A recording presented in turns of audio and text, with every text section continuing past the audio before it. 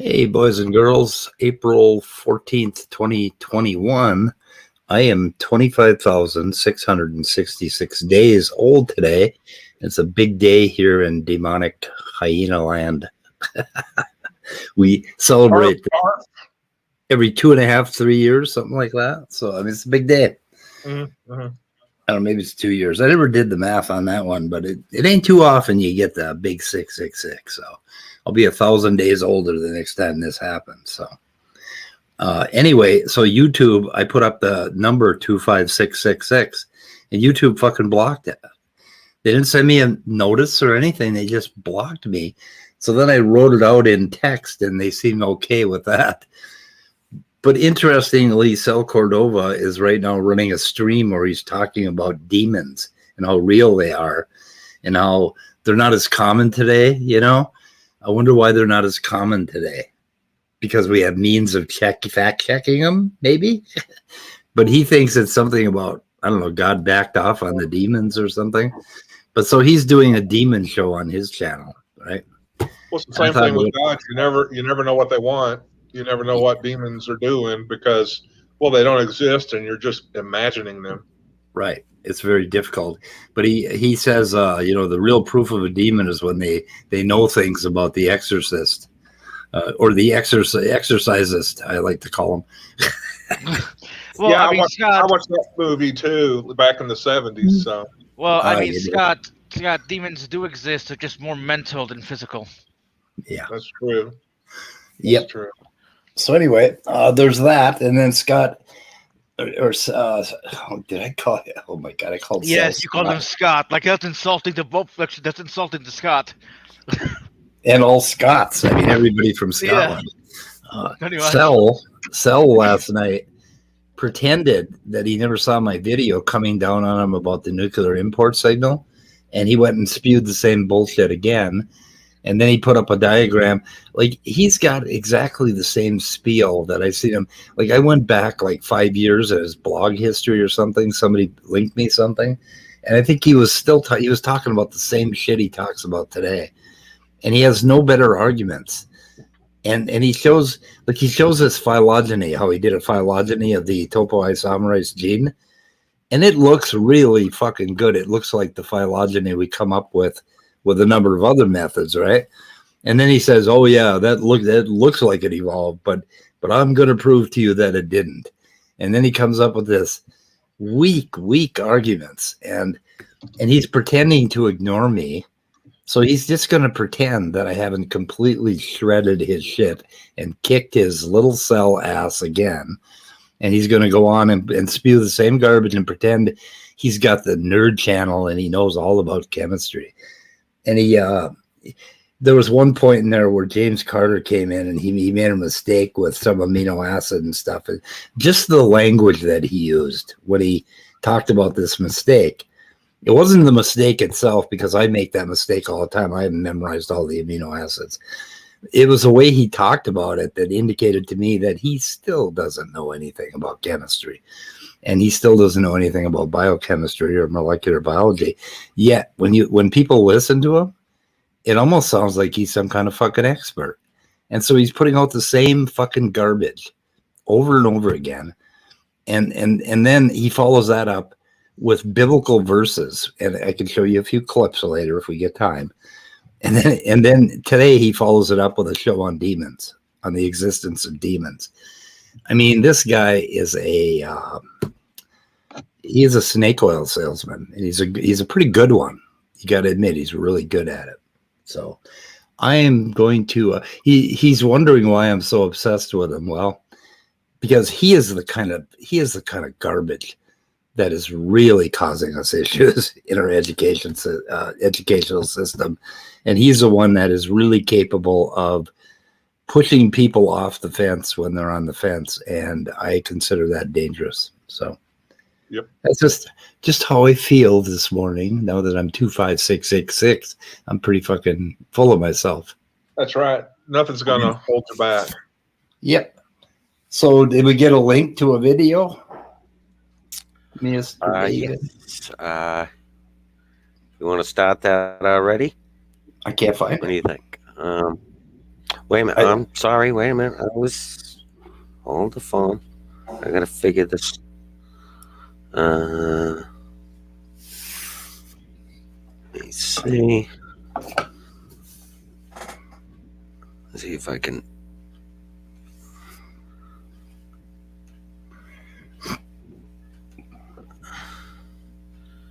All right, that should be in private chat there.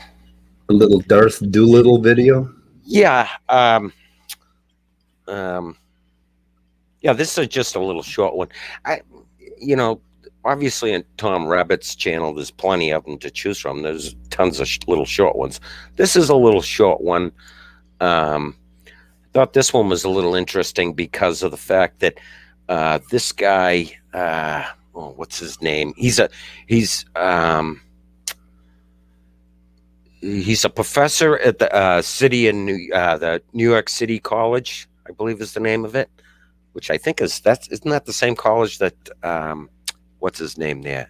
The Neil deGrasse Tyson. I think it's the same college, I believe. I'm not sure. But anyway, this guy's a professor. He's got a PhD in, I believe, philosophy. I'm pretty sure. So this guy that he's debating here, and it's just a short little video. It is? Yeah, go ahead. Who's he debating? Is it Graham Oppie? No, this one isn't the Graham Oppie one. That's probably that's on there. I could dig that one up too. But this one I kind of found interesting because of the fact that this guy here, it's an Italian name, and his name is really hard to pronounce. Massino. I don't have the video up. I'm not. Oh wait. Yeah, his name.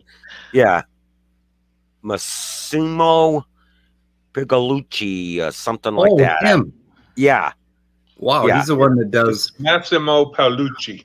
Yeah, that's how you have Italian. Yeah, there you go. Thank you, Scott. He's very hard to pronounce. Yes. I have a book here on my desk by him. Yeah. What's the book called? The Evolution, the Extended Synthesis by Pigliucci and Gerd Muller. Yeah. Very smart guy. Does he have a PhD in philosophy, I believe? Is that correct? Or I don't know if it's philosophy or is it biology or something. He does work in biology. Yeah, Gerd Muller. But he also talks about, at least like on the podcast Rationally Speaking, he would talk philosophy from time to time. Epistemology.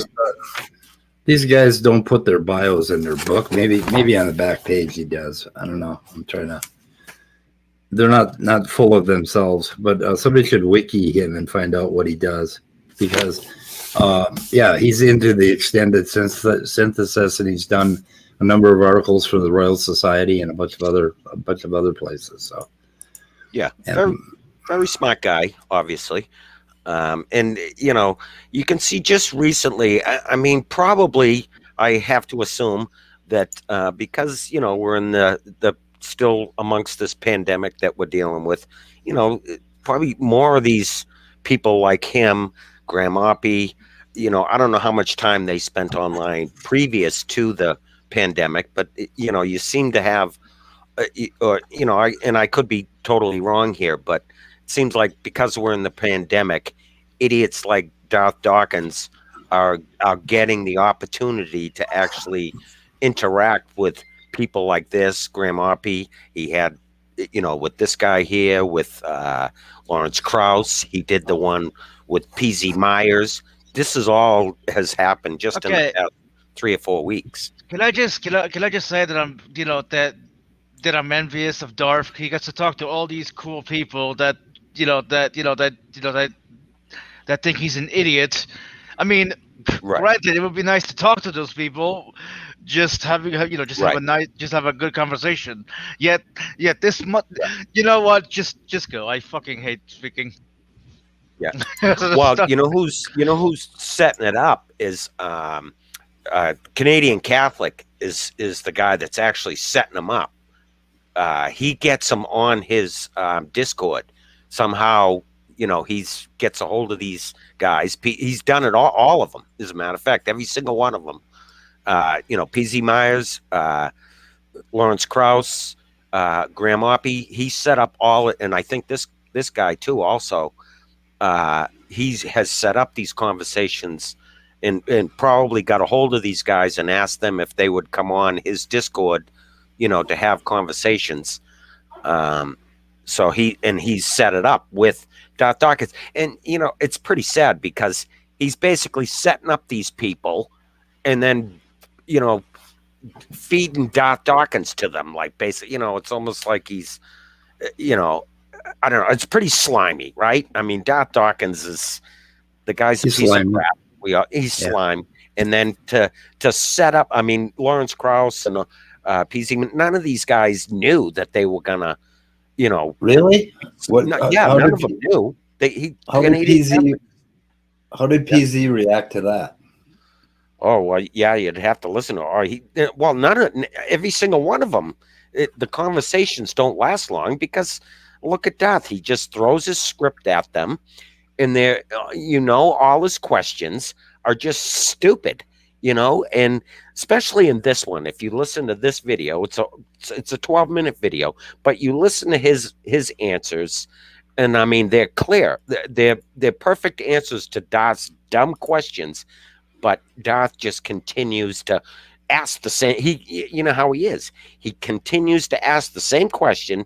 He might reword it a little bit, but it's the same exact question because he doesn't like the answer that he's receiving, even though it's an honest answer, it's the correct answer, but he doesn't like it. And he's just, how he is. All his answers, or all his questions rather, are designed to try to trap you, and he's just trying to get you to say a certain thing so he can advance his script and they're basically trap questions. I mean, because you've heard him, he's like a broken record, and he's a moron. And I think at this point, in so-called Darth's career, if you want to even call it a career, or what he's been doing for the past, he's been doing this for 10 or 12 years now. To me, he's getting to the end of his rope. Like his argument is fine-tuned, and he's got it at this certain point, and he's got one specific question that he asks every single time. And because it's so well known that he's at the end of his rope, he can't really. There's nowhere else he can go. I don't think, at least as far as I know. Maybe he'll come up with something else stupid in the future. Maybe just an honest, respectful conversation. So, right. Okay, so Cafe. I don't care how to pronounce your name. Of course you do. Of course Cafe. You do. Yeah. Cafe. Yep. Cafe. He's buddies with. He's another one that's buddies with it. Yeah, and disagree with me. And that really surprises me because Cafe has read a bit, and if you think that's theology, then I have a much lower opinion of you, Cafe. You really need to think more.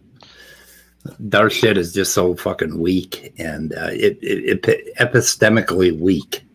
It's ridiculous. It's okay. What is lower than weak? Lower than weak, lost, useless. Okay, we can play this, but okay. I'm gonna order pizza soon. Okay. Is this loud enough? No, not really. Tip your driver. I can't hear. What's that? I just told him to tip his delivery person. Oh, yeah. Okay. Okay. Okay. Professor, can you tell me how to hold on a second, I've got to turn something off. How do I pronounce your last name? Pigliucci. The G is basically silent. Oh, Pigliucci. Pigliucci. Oh, Pigliucci. Wow. Pigliucci. Don't worry, call me Pigliucci. Massimo. It's much easier. Maximilian. Okay, I apologize for watching that. No worries. Sorry about that. I had to turn off some software. I understand that you're an atheist. Do you hold to the position that God as ultimate creator does not exist, or do you hold to the lack-theist position? What I mean by atheist, when I use the word atheist, I mean it literally in terms of the original etymology, that is atheists, without a positive belief in God. So an atheist, in my conception at least, is not somebody who says there is no God, because that's an absolute statement. That falls into the 0% belief that I was talking about a minute ago, and I don't think that's a rational statement to make, because it's possible that there is a God out there, depending on how. Are you a naturalist? Oh yeah, I'm definitely a naturalist. But before we get to naturalism, let me finish that thought. So when I say that I'm an atheist, I mean that I don't have sufficient reasons or evidence to believe in any particular kind of God. So, but because that position is not at zero, I'm willing to entertain arguments and evidence. Okay, as a naturalist, do you believe that what is fundamental to reality, the source of all possibility, is impersonal? What do you mean by impersonal? Meaning it's not personal. It's not a mind. Yeah, that's right. It's not a mind. Yeah. Okay. Do you have a rational justification or evidence to support that? That to me is the wrong question. So everything that we know from modern science, from the way we perceive the world, etc., does not indicate that there is a mind at the foundation of reality. So if one makes your position, do you hold that what is fundamental to reality, that is the I just source told you of all what my position is. Okay. I said that I don't believe that there is a mind at the basis of reality. However, when you ask me why, what proof do I have of that, I'm replying that I don't need any proof. The burden of proof seems to me on the people that claim that there is such a thing. Okay, but you do hold that what is fundamental to reality is impersonal. Okay, so do you have a justification for that? What the fuck? As I said, there is no evidence of the contrary. That's my justification. No evidence to the contrary. So you decided that all the facts that you're acquainted with do not necessitate referencing a God as the personal ultimate. Well, how did you determine that? There you go. Because I don't see it as I think it was Pierre-Simon de Laplace famously put it to Napoleon. I don't see any reason for that hypothesis. No, you decided that all the facts that you're acquainted with. I didn't decide anything. I arrived at a conclusion based on my understanding of the world, and that conclusion is I see no reason to believe that there is a mind at the basis of reality. So you believe that facts do not necessitate reference to God as the. I'm trying. Okay. So there's Doolittle here. Does he realize who he's talking to, or the? Oh yeah, he certainly. I mean, you let it go for a few more minutes, and we'll listen to a little bit more. But I mean, listen to his answer. Listen to the professor's answers. They're clear. I mean, it's just beautiful. Yeah, exactly. And they're even better. Like, he even becomes more and more clear, and he answers that question. Darth, you listen to his script, and it's the same old bullshit, and he answers them clear, even clearer as this conversation progresses, just in the next few minutes. And Darth just continues to, and you can hear him asking the same question over and over, and he words it slightly different. And the guy's Darth is just an absolute moron. And it's it's pretty sad that he that Canadian Catholics sets up these goddamn interactions with these guys that are obviously brilliant men.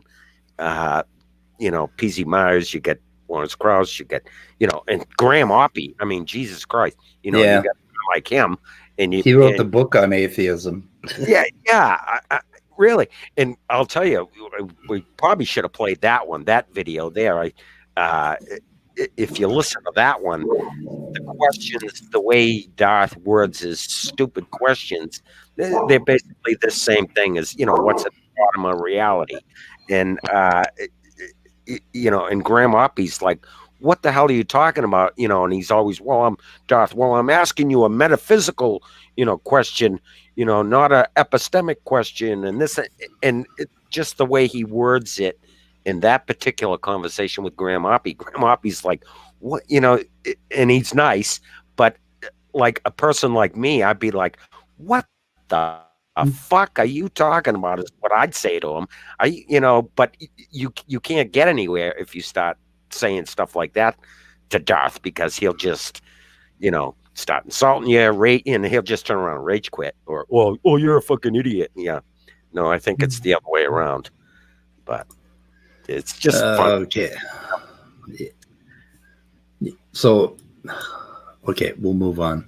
If I could make a quick comment exactly on that point, which is why it's beautiful when it's done by a PhD philosopher of such respect, because Darth can't turn around and say those things. He's going to attempt to try and reason it there, and of course, then we're going to come into external internal critique. But nonetheless, I think it's really nice when the other philosophers take that black theist position against Darth. Yeah. Sorry to interrupt. Yeah. Does Graham Oppy take that position? Because he talks about it in his book quite a bit. The difference between the two. Okay. I'm not 100% certain. I would say I've heard Graham give. I don't know his actual position. I'd have to listen again. He seems a little harder than this guy. This guy seems quite a soft atheist in the sense of black theism. But I think if you were to start pushing them, it just comes down to the number of local gods, or how far along that line they decide to go. Right. So this guy probably goes, well, it's all local gods that I can dispute, but I can't dispute something which is unfalsifiable. I think that's this guy's position. And whereas Graham Oppy says, well, there are reasons when things are unfalsifiable that could show or could give you reason not to believe them, or to believe them false, I should say. Yeah. Okay. It was a complicated question. I'm going to play a little bit. I'm going to step away when I play it for about 30 seconds to go grab a book. Yeah. Okay. Yeah. He has some really nice, clear responses to Darth's questions in a few minutes. And okay. So are you guys wondering what book is a euphemism for? Oh, come on, Scott. I'm actually going to get it. I'm going to get a fucking book. Okay. It just popped in my mind, and I was wondering if it popped into anybody else's mind. If I had a pee during the broadcast, I'd tell you. I'm honest enough that I'll tell you what I'm doing. So before you run again, this guy is a PhD in philosophy, and he also specializes in science.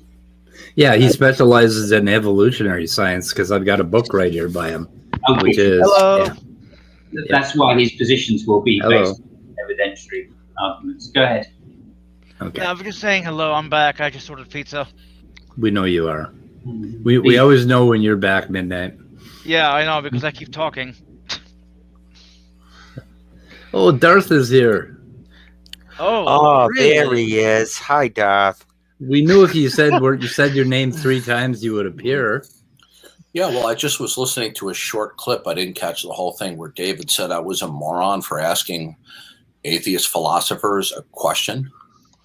Well, the question you were asking was kind of moronic. Yeah. Hold on a minute. I think so. Okay. Unpack that, please. Well, I just think that the clear answers that you get from these people, you don't seem to accept. So it becomes moronic, because your big excuse every time that you have these interactions is, oh, they don't understand. I mean, how many videos are out there, Darth, of you calling every person that you have an interaction with is stupid? I mean, even these people, Graham, maybe not necessarily, I'm not saying Graham Oppy, but you seem to have something to say about every single person that you interact with, that they're just too stupid to understand you. Well, did you ever think that you're not clear enough, or your questions and the things that you present are too stupid to understand, and it's you? Hold on just a second before anybody responds. Graham Oppie actually wrote the article in the Oxford Handbook of Atheism, on arguments for atheism. And you got to talk to him, Darth? Yeah. You should consider yourself. I still didn't hear a clear answer, David, as to the question are you referring to the question that I asked Graham Oppie as moronic? Yeah, the answer is that you are given a very clear answer, and then you go ahead and you ask the question in a slightly different loaded way, and that's moronic. Okay, well, that's your question that I asked. That's your style. Do you have any proof, or how do you determine that God is that there is no personal mind running the universe? Okay, he answered the question very clearly, and then you double down and you try to dig in and ask him, well, what is your proof, or how did you determine that? Question? What was my initial question? Your initial question was, do you consider the source of everything, all possibility in the universe, personal or impersonal? And he told you it was like a bad question. Okay, because you're loading. That was not. You're loading the dichotomy. Do you understand how you were loading the dichotomy? That was not the initial question. Well, we could go back and see, but I hate to go backwards because that's what was my first question? I have no idea. Do you remember? Well, I do remember. But you see, then how would you, if you don't know what the first question is, what was the follow-up question? You were trying to ask him if he was a lack-theist, basically, or like that kind of an agnostic atheist, or whether he was that he didn't believe that there was a God, that sort of thing. I'm still not getting a clear answer as to what I said was moronic. Okay, well, you explain it to us then. Well, I'll answer that. I mean, basically, if you listen to what we just listened to, I mean, basically, the question you were asking is how do you know what you know what you know?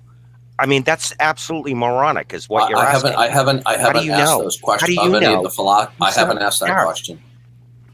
You sound like a child. You truly do. You are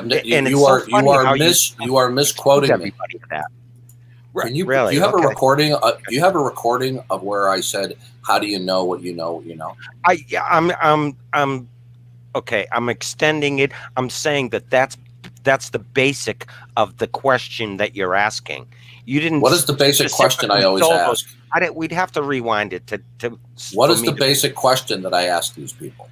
How do you know that? Or how do you determine that? And that's basically that's not the basic. Well, why the fuck are you asking us then? Why don't you just tell us what the basic question is? Because you're just rambling, giving these vague, ethereal critiques, which are not. They're not very ethereal, and you're not answering our questions. I mean, you keep asking the same question over and over again, like we're your fucking kids or your school children.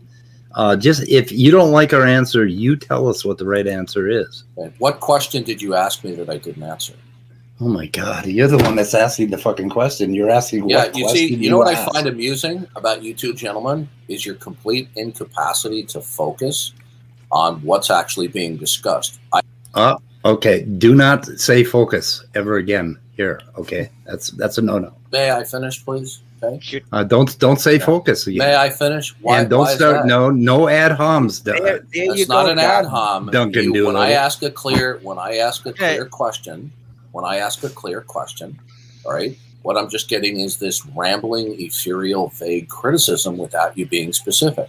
Now, the question I usually ask, the questions that I usually ask is your atheism where you deny God, or are you a lack-theist? Now, regardless of how they answer it, okay, from my point of view, both positions are either a direct or an indirect denial of God. Then the next question I ask them, do you know then what is fundamental and that it's not God? Now, why is that a moronic question? Darth, can I ask you a question? I'd like an answer from David as to why it's moronic for me to ask, how do you know? Do you know what's fundamental and that it's not God? Why is that a moronic question? Oh, let's see. I'm pulling up your Doc, transcript. that's not what I'm talking about. The question that you asked, okay, it's a perfect example of what you just said. It's you're going on saying, oh, you know, you're not focusing. Like, we don't understand you. What did I just say 2 minutes ago? That's what you say about everybody. Nobody understands me. Everybody's too stupid. No, it's you, Darth. It's you. The way you phrase questions, the way you ask David, them I didn't hear an answer to my question. Stupid. I just answered it. I just proved my point 2 seconds ago. You just proved my point. You're not focusing. You're not focusing, Darth. You're not focusing on what I'm telling you. Did I ask you? David, what was the last question I asked you?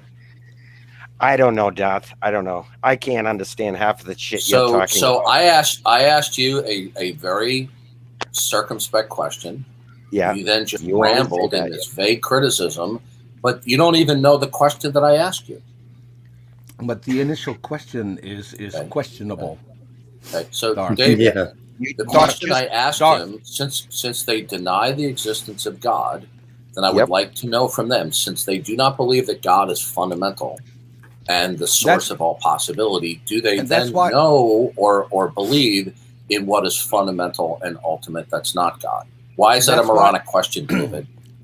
Darth, that's why I wanted to ask a clarifying question, because can you possibly deny something that doesn't exist? Okay.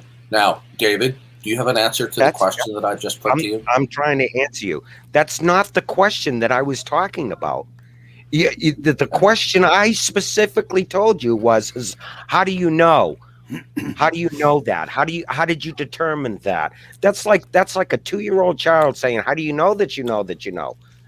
I mean, if somebody says there is or is not a God, if you want to go back, and he clearly answered your question, but you act like a child and say, well, how do you know that you know?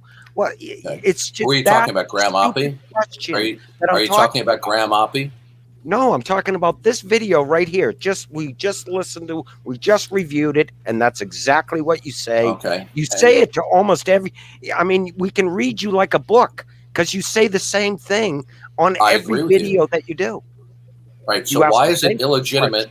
Okay, if somebody believes that there's no God, okay, is it illegitimately to ask them, how did you come to your belief that there is no God? Is that illegitimate? No, it is a silly question, because it presupposes that you should know that there is a God and you should question it. The claim is the other way around. There is no God until someone claims that there is. Is that you, Peter? Is it Peter? Yes, that's me. Okay, well, Peter, the last time I spoke with you, you became pornographic and obscene. So I have no interest in conversing with you. No. I didn't become pornographic and obscene. Yeah, you can roll the videotape. When I confronted you about your misrepresentation of Matthew chapter 16 and 17, when I showed you how the first verses in Matthew chapter 17 answered the question. Well, roll back the videotape. You started talking about sexual activities in response to my rebuttal of yours. So I have no interest in speaking with you. Okay, I'm speaking to David right now. All right, can I answer that question? How is it illegitimate? I can see, Darth, that you would be afraid to answer me because you wouldn't have an answer. No, I just don't have any respect for you because the last time we spoke, that's not a problem because I don't have any respect. I don't have any respect. Ignore Peter because Peter doesn't have self-control about not being obscene. Go ahead. My head, Gary. I have no respect for you whatsoever. So that makes us equal. Okay, so clearly the question now. The point that I'm trying to make is when you asked him, how do you know that? He had already clearly answered how he came to that conclusion. That was a clear answer in this video right here. David, and who was the person? I didn't listen to the video. Okay. What's the who was the person you were? Was this one of the atheist philosophers? Massimo Pigliucci. He hasn't listened to the video that he was part of himself. Okay, so you're saying just let that sink in. Was I speaking to?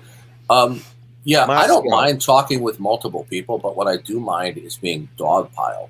Okay, and I understand that that's you mean like what you do on your server now. When So an atheist David, comes shall on? we continue, David? Is that what you mean? Peter, I guess what you don't Darth? understand, Peter. I have no interest at this point to dialogue with you because almost every time that I've engaged with you, you become abusive. I'm not interested in getting your permission to say something. I didn't say that it's you not a needed problem, my permission. Darth. I'm just simply pointing out to you that you don't know how to carry on a civil conversation without being abusive. Now, David, are you referring to my conversation? You mean that I carry on a conversation? Hold on, everybody.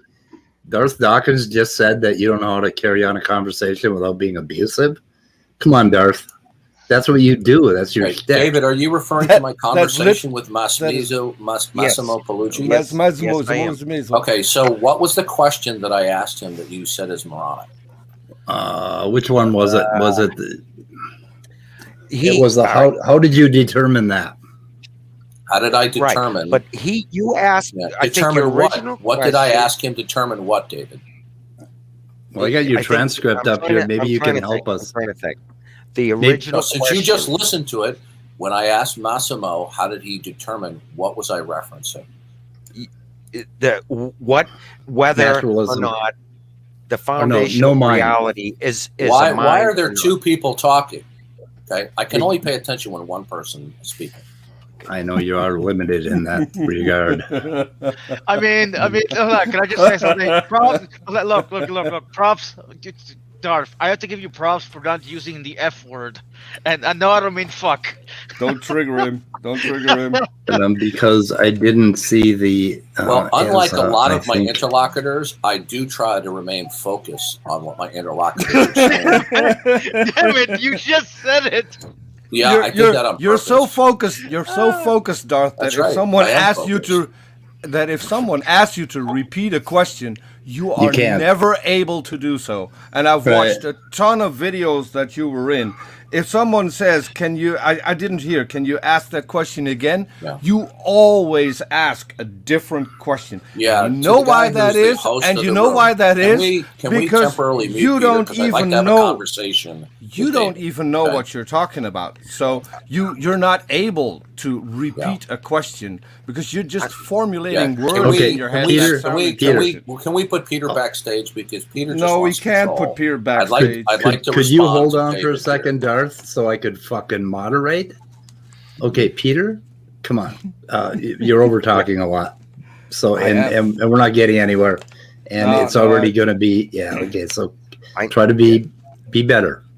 Okay. Okay. So David, why is it illegitimately that if Massimo Palucci wants to try to present his atheism as lactheism, and I'm confronting with him that he can't be neutral toward God? Okay. Why? Why not? Why is that illegitimate, David? Is that a psychological question, or is that in that type of belief? Right? I mean, you're just making these broad generalizations, and I want to know why is it illegitimate when Massimo Palucci, who has 2 earned PhDs and is a debater of atheism on the international stage. Okay, why are you cutting me off? I'm sorry. I'm not ahead. Cutting you off. Ahead. I won't. I'm not going to cut you off. Go ahead. Actually, I am focusing. Now, when I ask these people, when they say, for example, that I have no reason to believe in God, which is the equivalent of saying nothing that they are acquainted with constitutes evidence for God, it's certainly legitimate of me to ask in response, how did you determine that all the facts that you're acquainted with are not evidence for God? That's a legitimate question.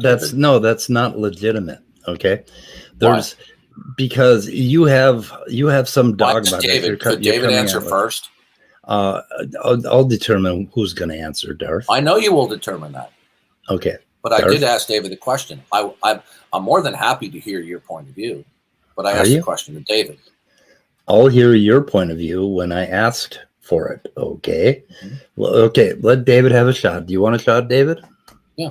Sure. I mean, I'm trying to explain to you, and you don't seem to be focusing. I am not telling you that question that you're saying right now, that it's an illegitimate question.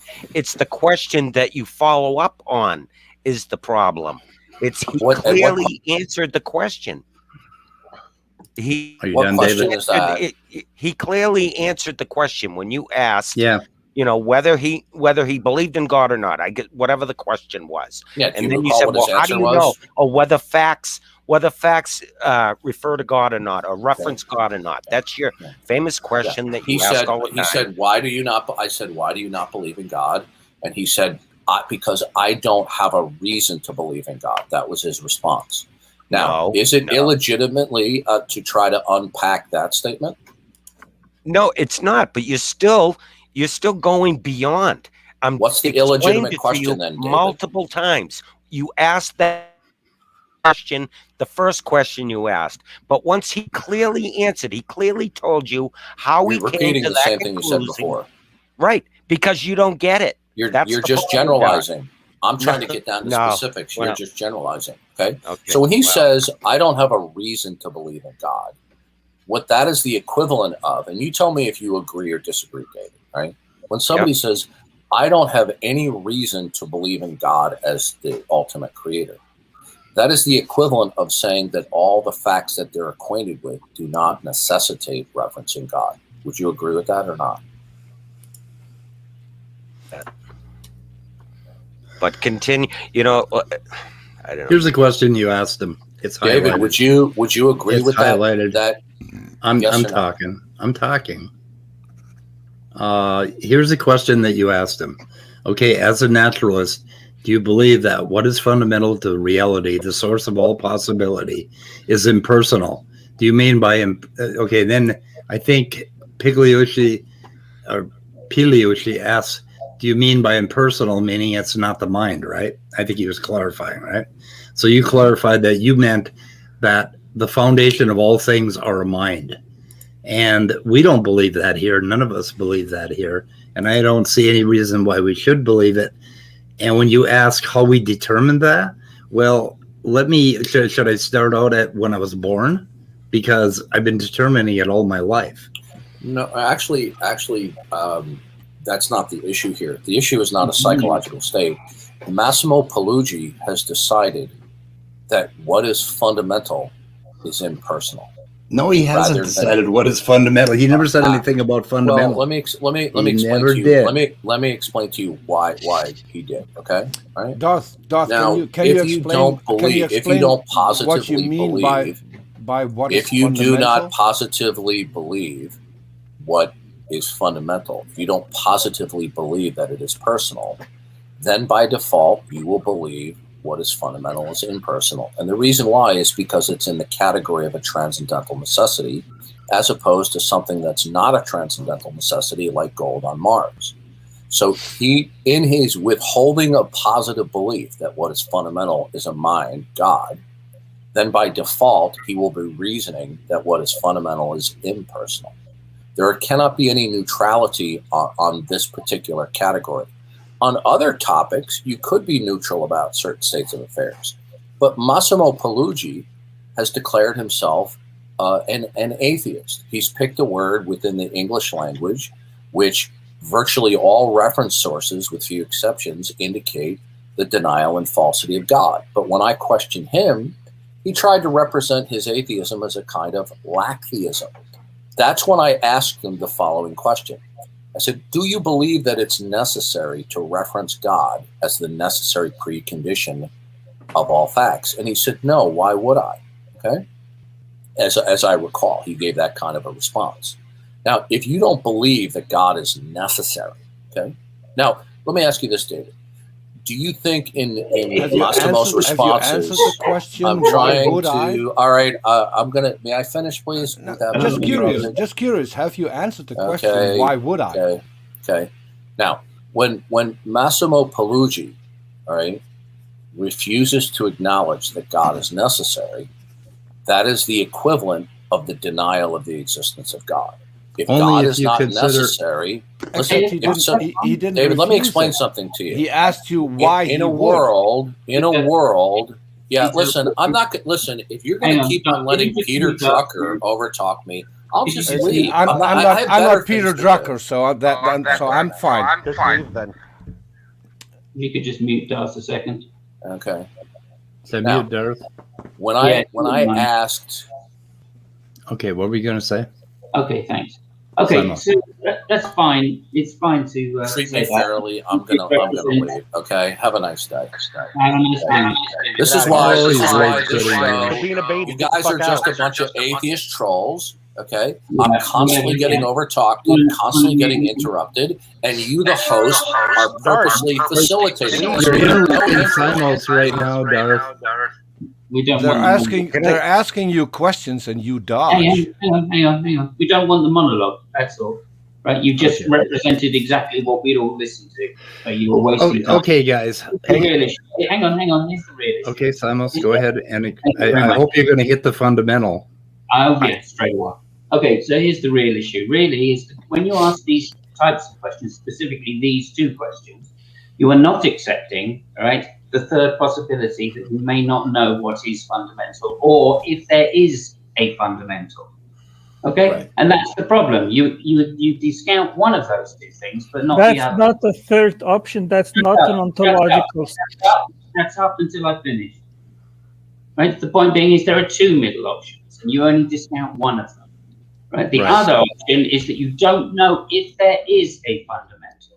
Not that you deny that there is no fundamental, or that you accept that there is a fundamental, but in fact that you do not know if there is a fundamental.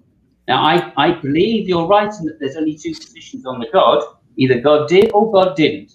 But I disagree that when you include the word fundamentals as being the grounding, or having to ground the fundamental, that I can believe there is a third option, which is I don't know if there's a grounding. And the fact that you have these 2 points in the opening question, and you refuse to dissect the two of them, just means that you don't understand logic. That goes for you. So if you and that to me is why Massimo asked him the question, why would I consider it? And that's what I wanted Darth to answer, and that's the question he can and will not answer. Okay, here's what he did. He slipped in this transcendental necessary being, or I don't know how he put it exactly, transcendental necessary. So he slipped in his begging the question right there.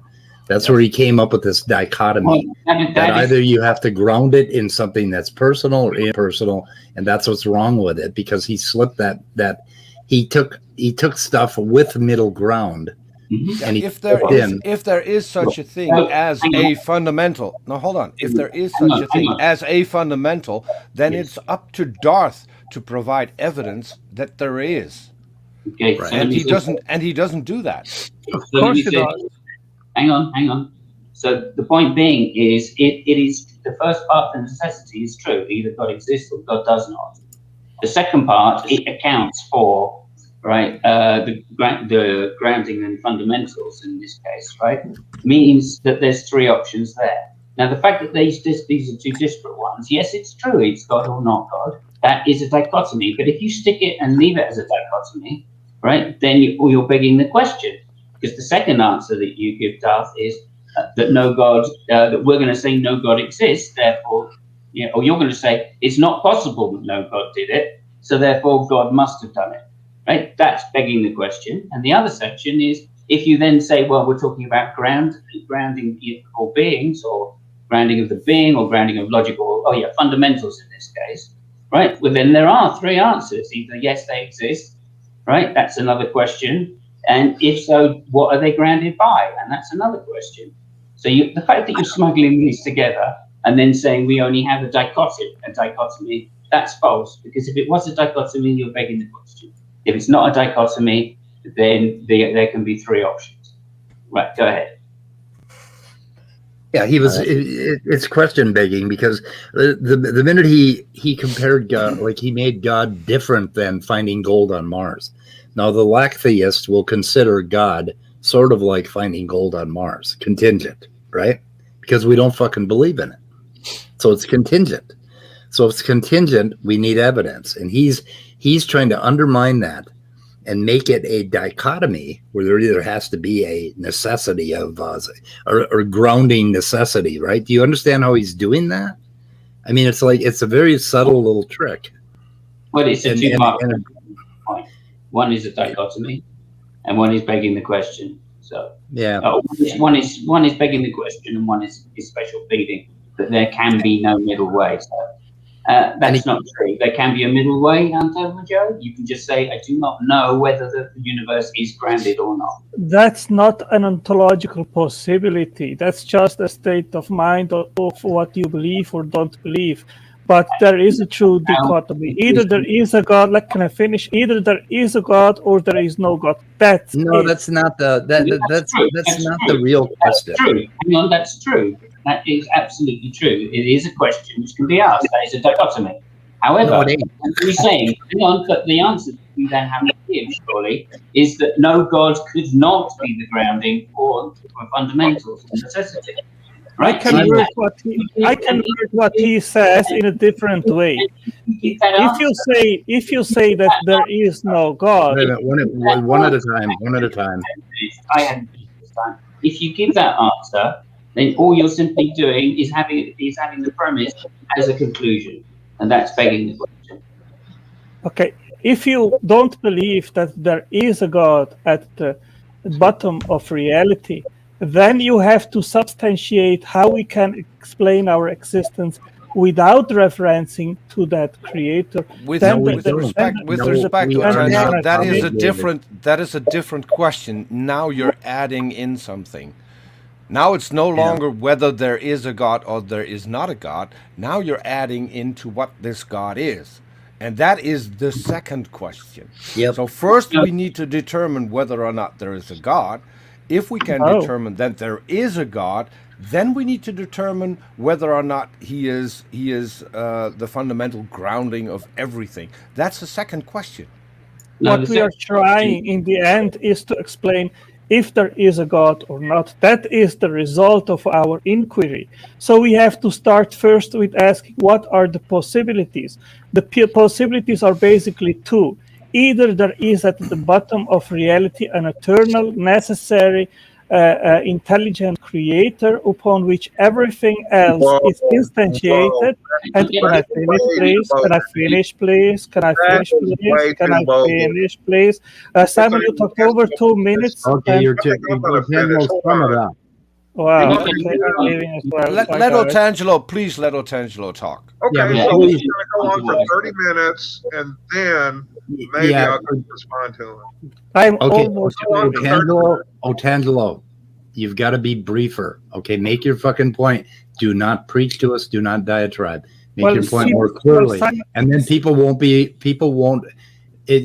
find it irresistible to overtalk you if you're succinct. Simon was talking over 2 minutes. Nobody interrupted him. When Dimitri comes in, then you guys let him talk over 5 minutes and nobody interrupts him. Now you're talking about talking. Okay, I just moderated you.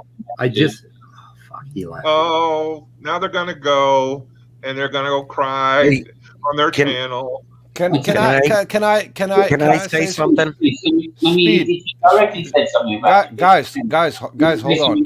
Can I say something? Okay, Peter hasn't said anything for a while. Let Peter talk, please. Come on, Otangelo directly said something about me. I just want to address that quickly. I'll take no more than 10 seconds, okay? Okay. Got it. Yeah, okay. So I had already addressed exactly what Otangelo was saying right there in the previous sentence. The fact that you didn't listen to what I said is the problem, not that you rage quit because I'm a bad person. Go ahead, please. Peter. Yeah, so I think I've got a fun announcement to make. Otangelo and I have talked, I think it was on Jefferson's channel. Jefferson fell asleep, so he missed it. But Otangelo and I, we're going to do a show. And it's going to go back and forth between my channel and Otangelo's channel, in which we go over the things that he learns on Darth's Discord server, because I think that I can have a better conversation with Otangelo than I can ever have with Darth. So this is we're going to do that based on the mutual respect that we have gained for each other, talking offline most of the time. And I'm really looking forward to that, because for some reason, if it's a one-on-one, I can get along with Otangelo really well.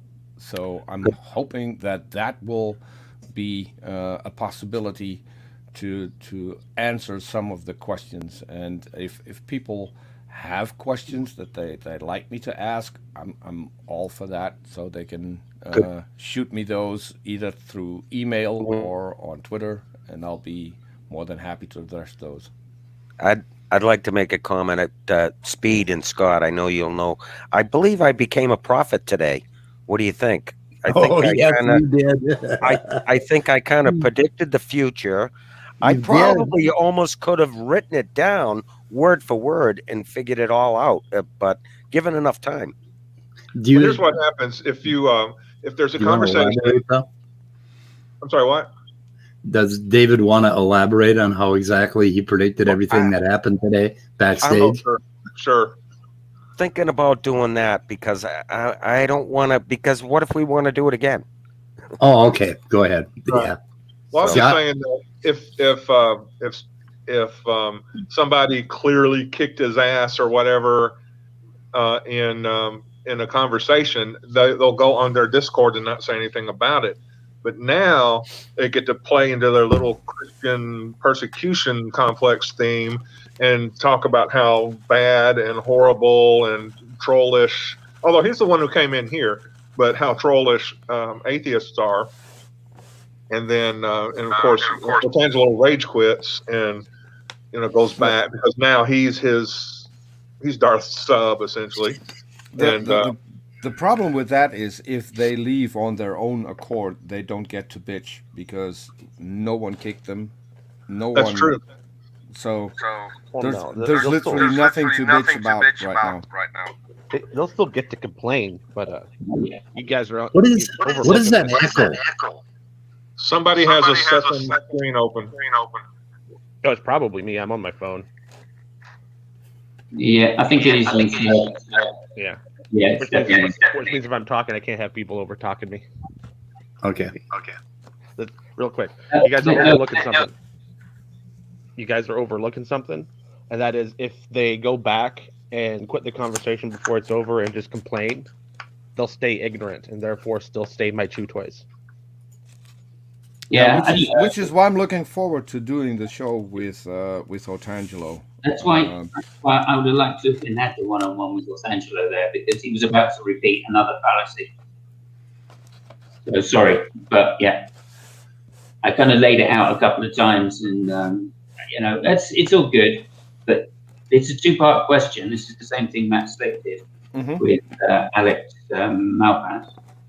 Yeah. Right. When he says it's either God or no God, you have to agree to that. That's the true dichotomy. It's the second part. Is this a grounding for logic or anything else? Well, that's the bit that has three answers. It's either true, not true, or I don't know whether it's true.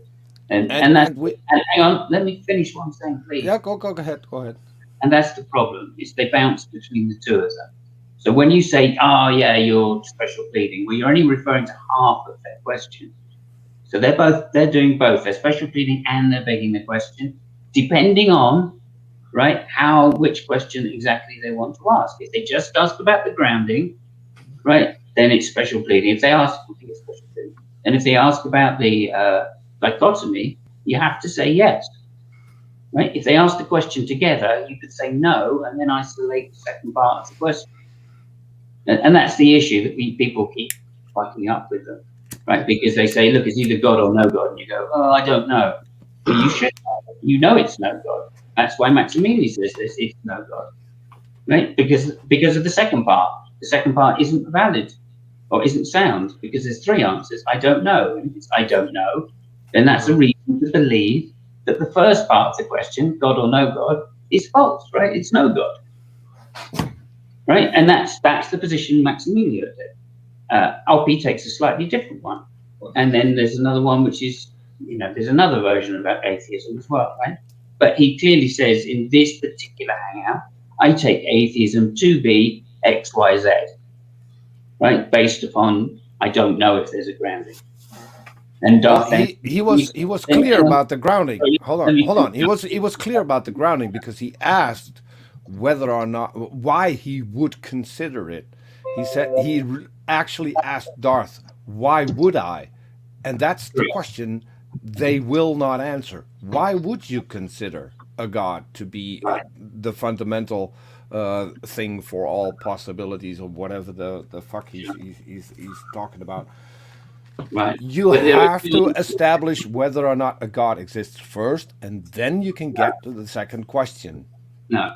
In fact, if you want to think historically about people's beliefs in God, God was never the ground of all being, because there's that primordial chaos, which in just about every religion was the body of some primordial force or whatever, like a dragon or maybe another god, but it was kind of a stand-in for chaos or for destruction or whatever. So the early belief in God encountered an already existing universe from which the gods made the earth and the planets and such and so forth. And then the Greeks kind of expanded the notion, and so that's really kind of a Greek notion that there would be a ground of being. And of course, the Greeks set up the Gnostic belief about millions and millions of eons separating the great God force and humanity. Yeah. Well, I can entertain an idea in which a God exists and still isn't the foundation of everything, if the only thing that he did is create this universe, but not anything outside of it. That would make both possibilities acceptable. Of course, they also, I've not ever really heard a definition of grounding. If that's what the ground of being. Yeah, that's literally what I tried to ask Darth earlier. Yeah. If you go back, I tried to ask him that, but he just goes over that as well, because it's a question. Well, I think he answered. He answered. He said it was a transcendental necessity. Oh, and by the way, Speed, I'm watching the stuff in the side chat. I'll vouch for the tight ass if you. Okay. I wasn't sure who was having a problem with him, and I guess I haven't been paying attention. So anyway, now that you guys are letting me say something. Oh, I opened up that can of worms. I think a lot of you, most of you here have been Christians at one time. Is that correct? Nope. No. Okay, not for Peter. Anyway, so. Like for me, who has okay, now I'm echoing. Okay, for me, who has never entertained the idea that there's a mind controlling the ground of all being or anything like that. For me, it's just another of a infinite number of questions that we could ask about the ground of all being, right?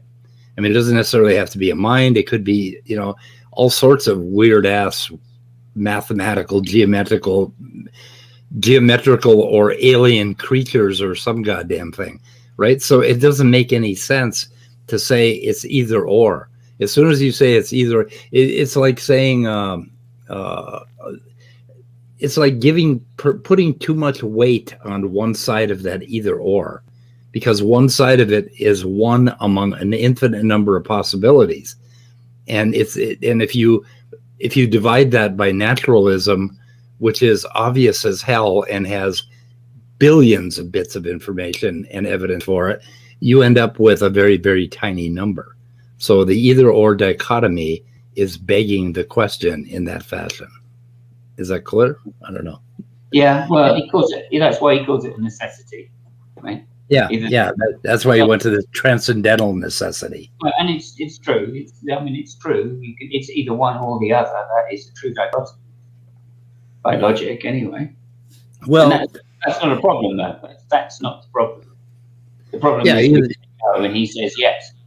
So the problem is the second part, when you go, so you think it's not grounded, or you have a different ground, right? And the problem is many philosophers say, I don't know if there's a ground. The question itself doesn't make any sense to me. Either there are unicorns or there are not unicorns, okay? And if there are not unicorns, you can't put unicorns on the same level as all the things that are all the things that do exist, right? There's all the things that do exist, and then you pick something that doesn't exist. And if you ask an either or question, in some sense, you're trying to give them equal weight. That's a bad example because we know we have unicorns. No, it's fine. Peter. Unicorns just step away from the bong. No. We literally have unicorns. When you say unicorns account for X, right? That's the question. And the problem is, it's like saying, well, do unicorns account for the universe? Right. Do they account for the universe? I mean, is it? And you hang on. And you say no, because no unicorns exist. Well, then the question naturally follows, how do you know that no unicorns exist? Yeah. Right? And you have to be about it, right? Well, why should I spend the time trying to figure it out? Why am I obligated to respond to it? Yeah.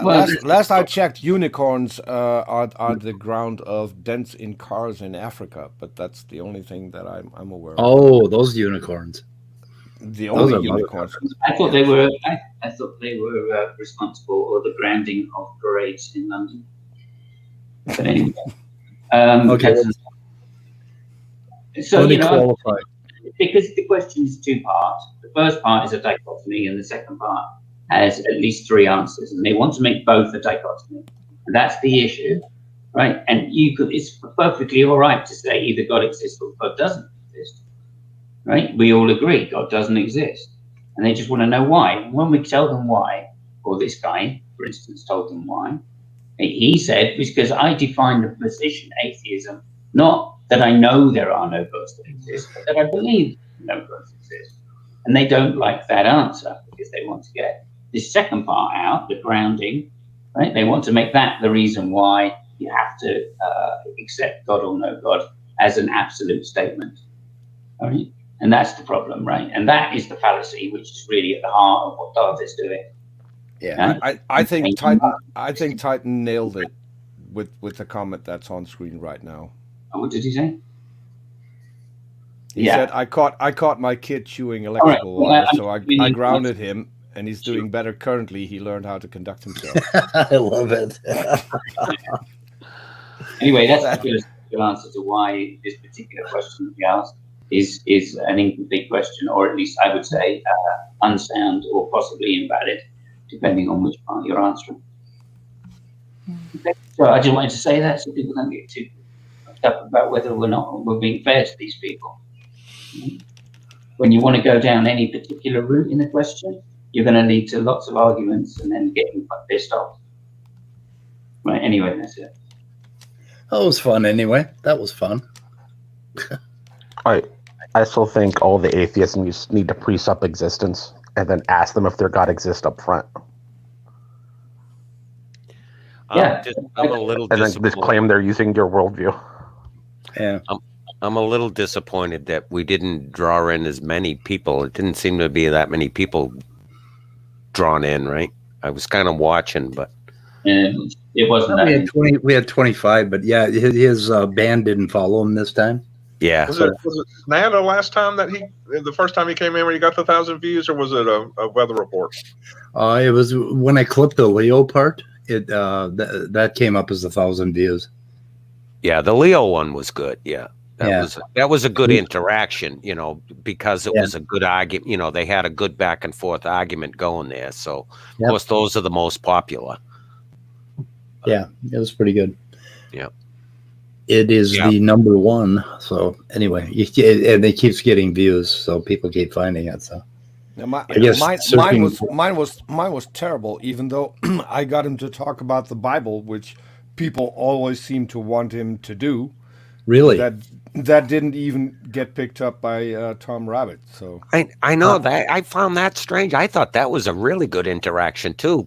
Like you said, Peter, that never happens. He never has those long conversations, and I thought that would be a popular one, but it wasn't.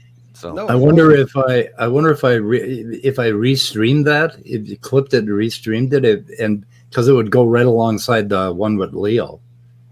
Please do. people might pick it up. I don't know. We Yeah, talk just about it. make sure when you restream it, you put a little black rectangle over my eyes here. I just don't want anybody to recognize me. Oh. Okay. I agree with Jerry's comment that he just put in there that his DOS stick is getting old, and I agree. I was talking about that earlier, that it's almost like he's reached the bottom of the barrel. Like he's got this, he's got it down pat, but yet there's so many videos and so many people are aware of his, his questions, and, you research and figure out the best way to answer them, of course. And that's what it ends up. It's not that interesting. Who just said that he wanted a black bar over his eyes? Scott. Okay. Over his hyena. Put me full screen for a moment. Where are you? I think I lost you. I think I found the perfect icon for that. That's funny. That's good. Yeah, that's good. So yeah. So the nice thing about Tom Rabbitt's videos on Darth is they all have really easy transcripts. Okay.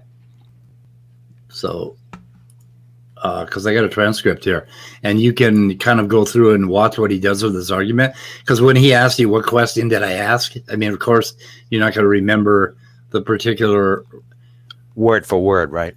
Yeah. And this allows, but you got to go through the video because, of course, when you get a transcript, you can't tell when Massimo's talking or when Darth is talking. So I would have to go through and listen to it again.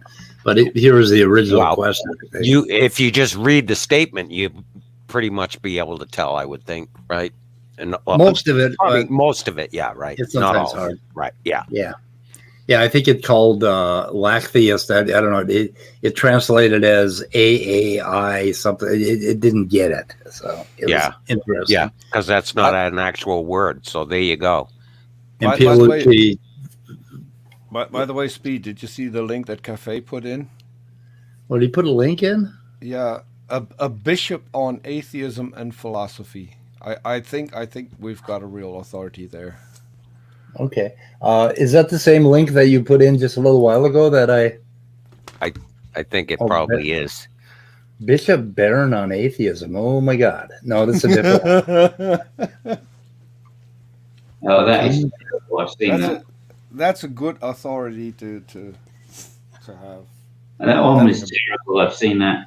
Oh my God. Okay, so I got a question about if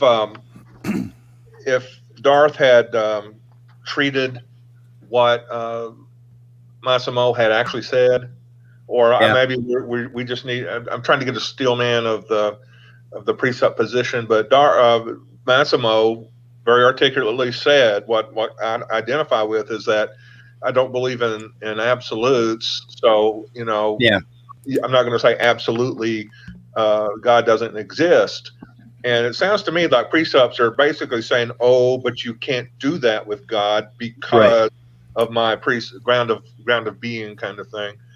So that's what they're trying to do, right? Is to take away your gradient of probability. They're saying that you can't do that because God exists. Yeah.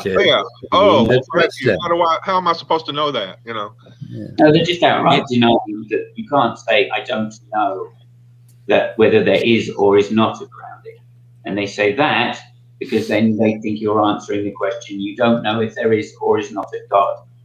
Yeah. And that's different. You're answering a different question and trying to explain to them that those are two different questions is really tricky. Yeah, but because they're like twisting together. It's like twisting two wires together. You got one wire is the epistemology, which is really where you need to be, and then there's the ontology. Yes. And you can't know something even if it's necessarily true. So, but that's not the first question. The first question is, do you believe it's X or not X? Okay, yeah. So that's why that is a dichotomy. It's a true dichotomy. There's no problem with saying, "Oh, I believe not." Right? By the way, kids, and when you say not, they think you'll then switch that to the second answer is that you think not. There is no grounding to reality or fundamental or whatever X. Right? And that's the problem. That's the little switch they do. They go, oh, so you mean there's no grounding? And you go, well, I don't know. And you can't say I don't know whether there's a necessity or not, because that's a true dichotomy. And you go, no, I was answering the second question about the grounding, not the necessity. Oh, so you do believe there's a necessity? Yes, right. You see what I mean? And they just go back and forth between the two. And the first one you should definitely answer yes, and the second one you should say I don't know, because those are the two true positions of the best. You can say there is none, right? But I don't know how you would do that. You'd have to prove solipsism to be false to say that. You know, it's too bad in this particular opportunity, Darth was actually pretty calm, right? He wasn't really getting overworked up, and, you know, we had some pretty good conversations going. This would have been a really nice opportunity if we could have pinned him down and gone through this video right here. It's a very short video, and if you listen to his answers, you know, the questions, if we had gone through it step by step with Darth, if he would be willing, that would have been really nice. But Peter, no offense, Peter, but you kind of fucked it up. Yeah, let's get prepared and go through the transcript on this one in Graham Oppie, and if Darth decides to come back in, then we'll have an answer for which question did he ask, right? Because I got it like highlighted here. So, right. Yep.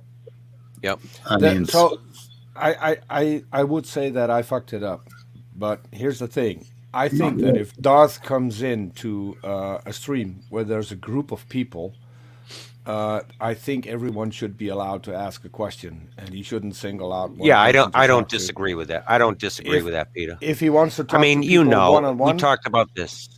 Yeah, that was disingenuous. Right. Yeah. So, yeah. And one thing I want to make sure people realize that Darth might have been okay for Darth in this interaction, but he was still a dick. He was a dick, yeah. Fair enough. And there is this question here, which is a really good one.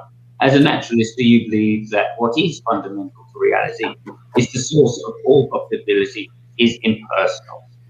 Right? And the thing is, you can say at this point, I don't know. This is actually the second half of the question. You can say, I don't know.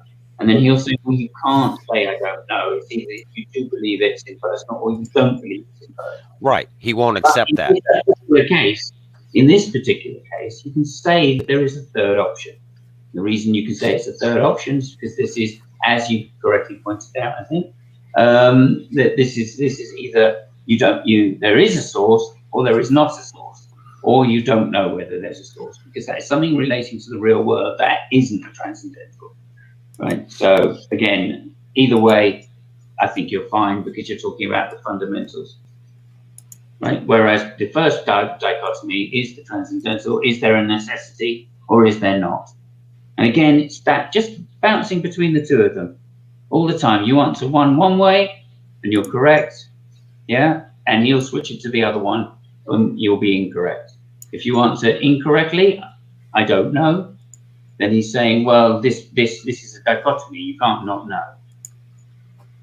Yeah. So back to what you said. What you said, Peter, I don't disagree with you. You know, everybody should be able to ask questions, and you know how Darth is.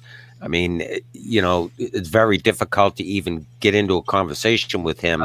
You certainly can't go on his Discord, so because he's just going to kick you most of the time, right? So everybody wants to sink their teeth in him, right? So it's understandable. So. Yeah, that might be a me problem. No, it's everybody. I mean, everybody kind of feels that way, you know. Yeah, it is a third option to the question, is there a grounding for the fundamentals? That's what it is, the question, too. That's why you're wrong to say there's no third option there. Yeah, Otangelo's in the side chat. He said, I don't know, it's not a third option. I asked him to come back in because I really want him to explain really why this time I'm gonna mute you guys and not Otangelo. Okay. Well, I just said it's not a third option. It's not a third option, or there is a third option, because the question is not, is there a God or no God? The question is there a grounding for reality? right? And you can say, I don't know if there's a grounding for reality, and still accept reality. So, I think on the question, is there a God or is there no God, there's also a third option, which is I don't know. If you're going to be honest, hey, Tanya's back. well, no, the truth of the matter, you say Tanya, that's Tanya, belief. Simon, just real quick, Tanya, I just jumped on because of something you said earlier. Darth gets to talk to all the cool people, so that's why I jumped on while you were here, and I thought, hey, I'll let you talk to me. I mean, you're cool in your own way, but no offense, you're not Lawrence Krauss, you're not P.C. Myers, you're not Massimo or whatever the hell his name is. I'm sorry. Well, Here, I'll answer for you, Peter. I'll answer for you, Peter. PZ, They are not Peter. They are not Peter. Think of it that way. PZ is a good friend of mine, so there's nothing negative that I would want to say about him. Yeah, I've been wanting to talk to PZ for a while. You should hook me up. Yeah, I was actually thinking of taking his course. I've done that for Brainbug, so I'll shoot him a message.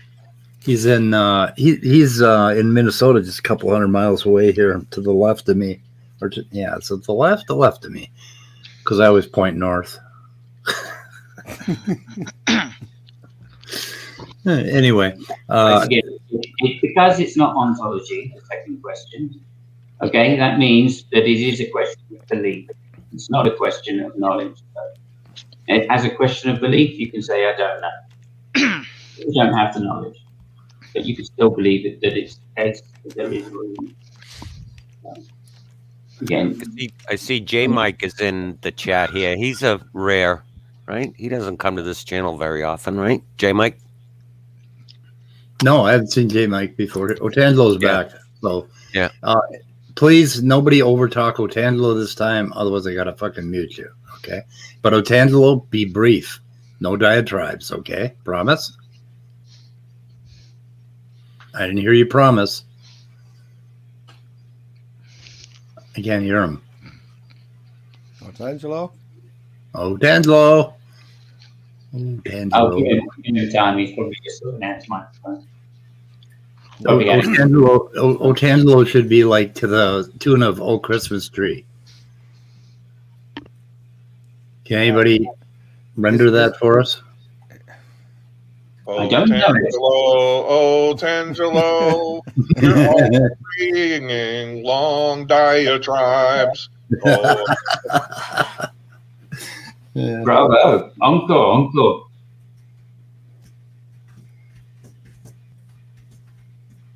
No, Otangelo, your mic isn't working. Yeah, something's wrong.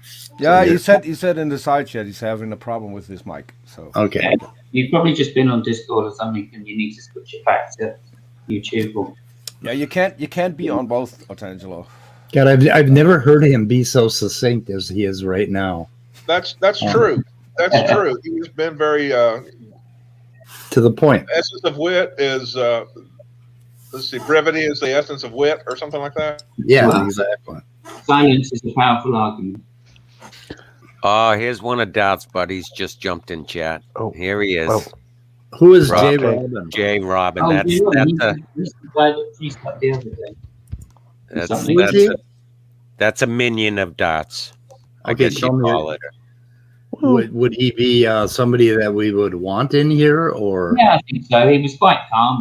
He's a pretty calm guy. He has the same exact theology as Darth. I guess you'd call it. As long as we leave it one-on-one for a period, and then so I'll let Peter go first. If you like, how's that? Let me go first. Why? You went first on Darth, so then I'm not responsible for making them run away. You just push me forward, so I'll make him run away. Well, I did that with Otangelo. You did it with Darth. I did it with Otangelo. And the problem is, I can get along with Otangelo just fine. So yeah, but he with too many people trying to go in, it needs to be one-on-one. Dude, you can't interrupt somebody. You have to ask them first anyway. Who is jmike? Jmike's on our side, I think. I think he's actually on trial. Okay, J-Mike, you are a moderator, so go ahead and link your channel and the video that you did. He had a 2-hour conversation with Otangelo on Axioms or something on his channel. So, Axioms on Trial?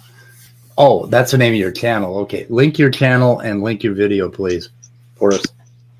Okay, go ahead. Robin. So you all are atheists? We are, most of us. Yeah, all of us, I think. Why? Why not? Why not? Well, the position. I can quickly answer that question. If you are a theist, I think most of us are atheists because you haven't followed up on your burden of proof yet.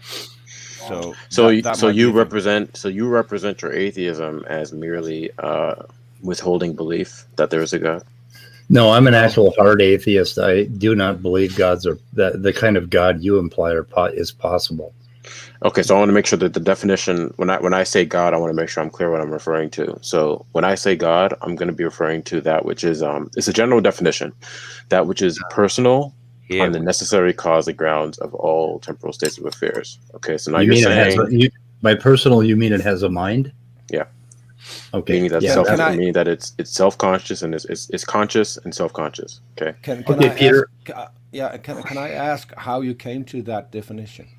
That is just a working definition that I'm working with. It has nothing. And I accept that is your working definition. I asked you, how did you come to that definition? Yeah, it's a very general and non-controversial. If you look at any of the, I'll put this in quote unquote Abrahamic religions. It's still not answering. I'm telling you, I'm answering your question. Okay. Okay, go ahead.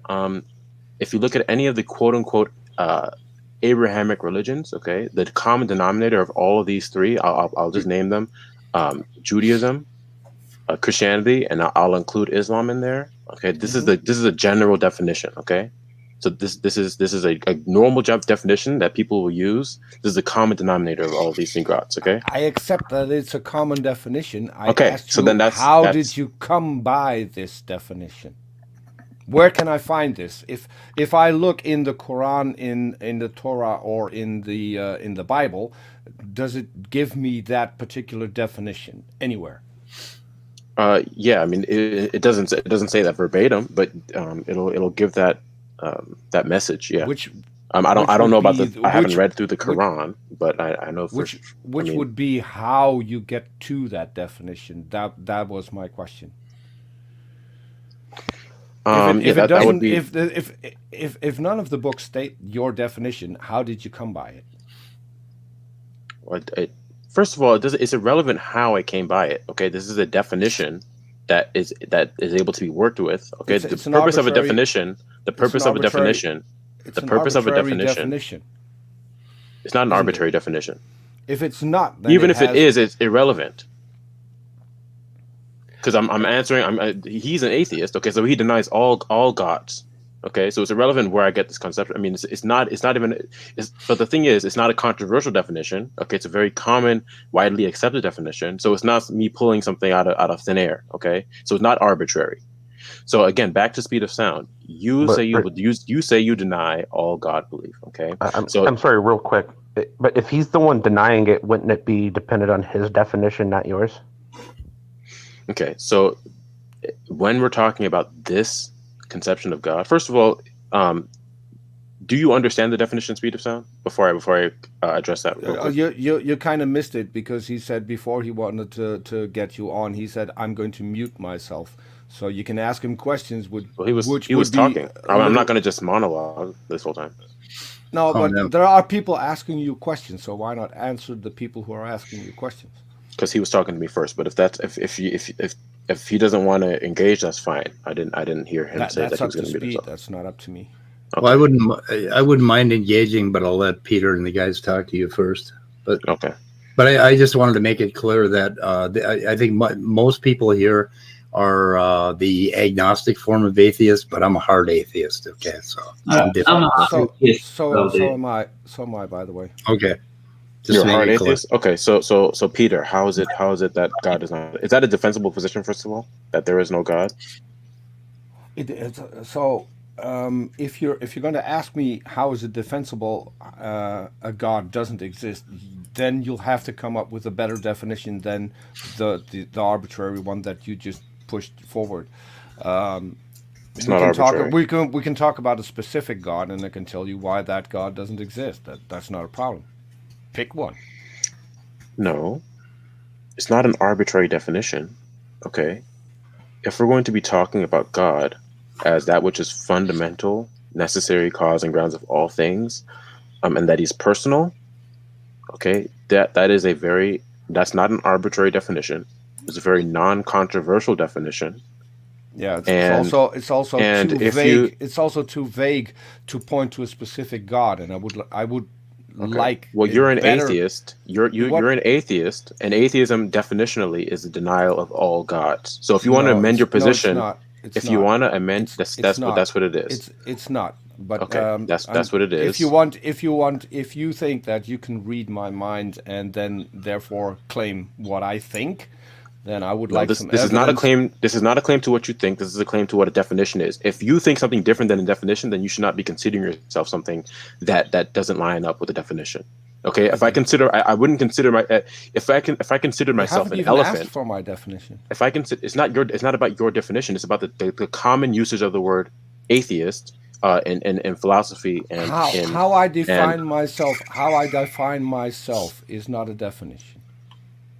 I'm not talking about how you because your definition of let's you're talking to me, not okay. You're not talking to an encyclopedia. You're not talking to. Okay, so then you'd be in disagreement with the common uses of the word, which is fine. If you want to redefine the word for the context of the discussion, that's fine. But I'm letting you know that this is not how the word atheism is, or however you're trying to posit it is not how it is commonly used. Okay, if you want to redefine it now, that's fine. I don't care about how it's commonly used because the God of the Bible isn't commonly described in the definition that you put forward. And that's why I said, if you want to ask me about gods, then be specific. Well, the God of the Bible does have the God of the Bible does have these characteristics. Yeah, and he also has other characteristics. Okay, but you just said he didn't. And he has different characteristics than the God of the Quran. He also has different characteristics than the God of the Torah. So we're talking about what is the Abrahamic God, but according to their holy books, the three different gods, right? Okay, so the point is, okay, when it comes to yes God being defined, was yes or no? the Christian and I asked the question. I asked the yes. I'm answering your question. I'm answering your question. The Christian, the Jewish, and the Islamic gods are different gods. Okay. Now, when it comes to conceiving of God as that which is the personal, necessary cause and grounds of all temporal states of affairs, okay, there is no neutrality towards that. One is either going to affirm this God's existence or they're going to deny this God's existence. Okay. Now, on which side of this playing field are you standing on? Are you standing on the affirmative or the negative? Here's how I get to that. First, we need to determine whether or not a God exists. Well, that's the question I'm asking. Then when we've established that there is actually a God, then we can figure out what his characteristics are. Okay, I'm asking you. We need to get past the first step, which is whether or not he exists. That's what I'm asking you. Is your position that God, as he's been defined, that he exists or not? You haven't defined. Okay, I did define it. You haven't defined a specific God. These characteristics are too vague for me to even consider whether or not something like that exists, because I see no reason for it to exist. Okay, when it comes to this God conception, there is no neutrality. Okay, you're either going to affirm or deny it. There's no claim to I don't know. There's no claim to neutrality here. Why is there no claim to I don't know? Because I'll demonstrate that for you right now. Okay, so in a world where this God exists, okay, he would be the grounds and the cause of all temporal states of affairs. and facts. Only because right? only because that is part of your definition. That's correct. Now, Yes. we're dealing with a specific characterization right now. Okay, so now, when you invoke facts, let's take a simple fact like the fact that you're talking to me right now. Okay, or that we're talking and having a conversation. Okay, Mm-hmm. when this fact is invoked, is it do you acknowledge God as He's been defined for its intelligibility? Just for having a conversation with you? Why would I? I'm saying that this is a fact, okay, and in a world where God exists, all facts would derive their intelligibility and actuality from Him. That is your claim, and That's you still, that's definitional. This is definitional. No, that's a claim. No, this is definitional. In a world where this God exists, I agree it's definitional. But your definition, the God you defined, the fact that He exists is your claim. I didn't claim He exists. I gave a definition, and I said that I didn't say He didn't exist either. I didn't. I'm not making a claim to you right now. Third option. No, I said I'm not making a claim to you right now. No, I'm saying there's a third option. There's not a third option. You're saying that I'm making a claim to you, and I'm not making a claim to you. I may be Dutch, but I can still count to three. If He exists is an option. If He doesn't exist is an option. And if there's another option, that would be the third option. Okay, right? I didn't claim anything. No. This is the point of where I need to make sure that everything is focused here. Okay. You made a claim that I was claiming something to you. That's not true. I didn't claim that He existed. I didn't claim that He didn't exist. All I did was posit a definition. This is separate from whether or not the position that you hold to is whether or not there is a God or not. That's completely different. I didn't make a claim to you. That's what you claimed. I made a claim to you. I didn't make a claim to you. And I wanted to know that for sure. So I said, so you are not claiming that a God exists. I didn't claim that He did or did not exist. I didn't claim that to you. I didn't verbalize that. Misunderstanding. Go ahead. Okay. Now, real quick, he did make a claim. He said, "In this world, this would be the case." That is a claim. No, yes, I said in a world. I said in a world where God does exist. I didn't posit that this world actually is. I said in a world where God exists, everything would reference Him. No, that's a claim. Make a claim that this world. That's definitional. No, because you would still have to provide evidence for that being the case. And if you can't provide evidence, but you can't define something into existence. I didn't define it. I can come up with this. This is an analogy I've heard. This is an analogy I heard. I'm gonna use it for the purpose of this discussion. Okay. So for example, we have something known as the Rice Krispie monster. Okay. Now I'm gonna define this Rice Krispie monster as the creator of all Rice Krispies. Okay.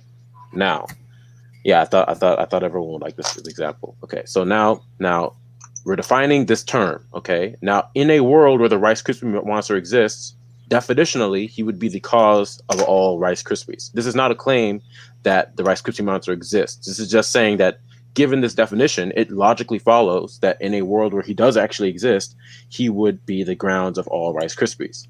I agree.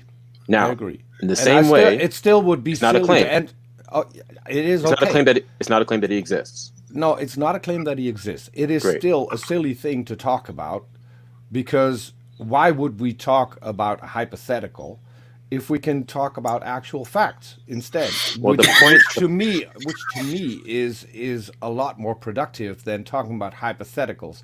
We could talk about the hypothetical that universe farting pixies created everything and are the fundamental reason for everything and everything that what everything is grounded in.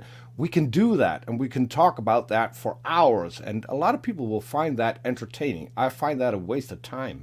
Okay, well, I'm getting to the point I'm trying to get to is to demonstrate how it is the case that no one is neutral towards this conception of God. Okay, so now that we understand the definition of God, and that I'm not making the claim as to whether or not it exists, we understand the definition. Now, when this fact is invoked, the fact about you talking to me, that we're having a conversation, when this fact is invoked, do you believe, okay, that its intelligibility is derived from God? Do you actively credit God for this fact's intelligibility? No, because we're still Okay. So I'll try. My English is my third language, so bear with me for just a second. The definition of God is your definition. It's not my definition. That's fine. But I'm asking you to engage with this. Okay, this is a thought experiment. Okay, and to show you the logical entailment and how it goes beyond.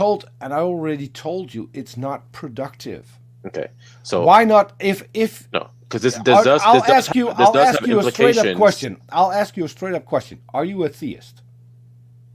What I am is irrelevant here. No, I'm. This is a derailment. This is a derailment here. No, this is a derailment. I'm asked. Bear with me. I told you English is my third language. Bear with me. Are you a theist? Yes or no? Yes. Okay. Does that mean that you believe that a God exists? Yeah. Okay.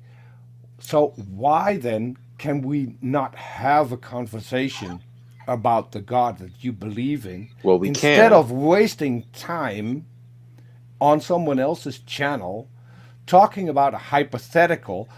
We can talk about that for hours. We can even come to an agreement, and we still are no further than we are now when it comes to the question, does a God exist? Okay, because so what we've entertained a hypothetical God, and we can pick any God, any definition, and talk about it for hours. This isn't really a hypothetical. Okay, this is. Do you understand the purpose of me giving this definition and asking you these questions? What is the purpose of me doing this before you can claim it's a hypothetical and that it's useless? Well, that's the part that I struggle with. Okay, so that's why I'm trying to explain it to you. But when I try to, okay, that's what is the purpose? I've told you the purpose, and I've been trying to explain to you how it follows, how the purpose follows. Can you restate that again? Right. Okay. So the purpose is to demonstrate that there is no neutrality towards God, towards a position that God exists, if we're going to conceive of God in this way. Okay. Now.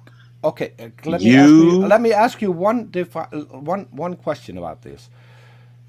You're going to demonstrate that there's no neutrality to the question whether or not God exists by having me answer questions about a hypothetical, and then in the end we would come to a conclusion that there's no third option to the hypothetical, and we'd still have to go back and do the exact same thing with your particular God. So why not skip the entire thought process here and go to your particular God and provide some evidence that your particular God exists? Because that would get us somewhere faster. Because atheism is not merely the denial of the Christian God; it is the denial of all gods. Okay, so when we come to this definition, I'm giving a general. Can you be a spokesperson for Allah, for the God of the Quran?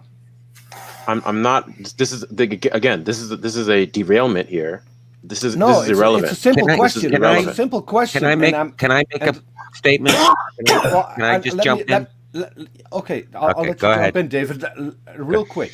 The reason that I'm asking you this is because the only persons that are theists in here are you, Robin, and Otangelo. Otangelo, I know, believes in the Christian God. You are still, for some reason, you don't want to commit to a certain. Well, the God. reason is because I will in a second, but the reason why I'm not giving you that answer yet is because I'm hearing an echo.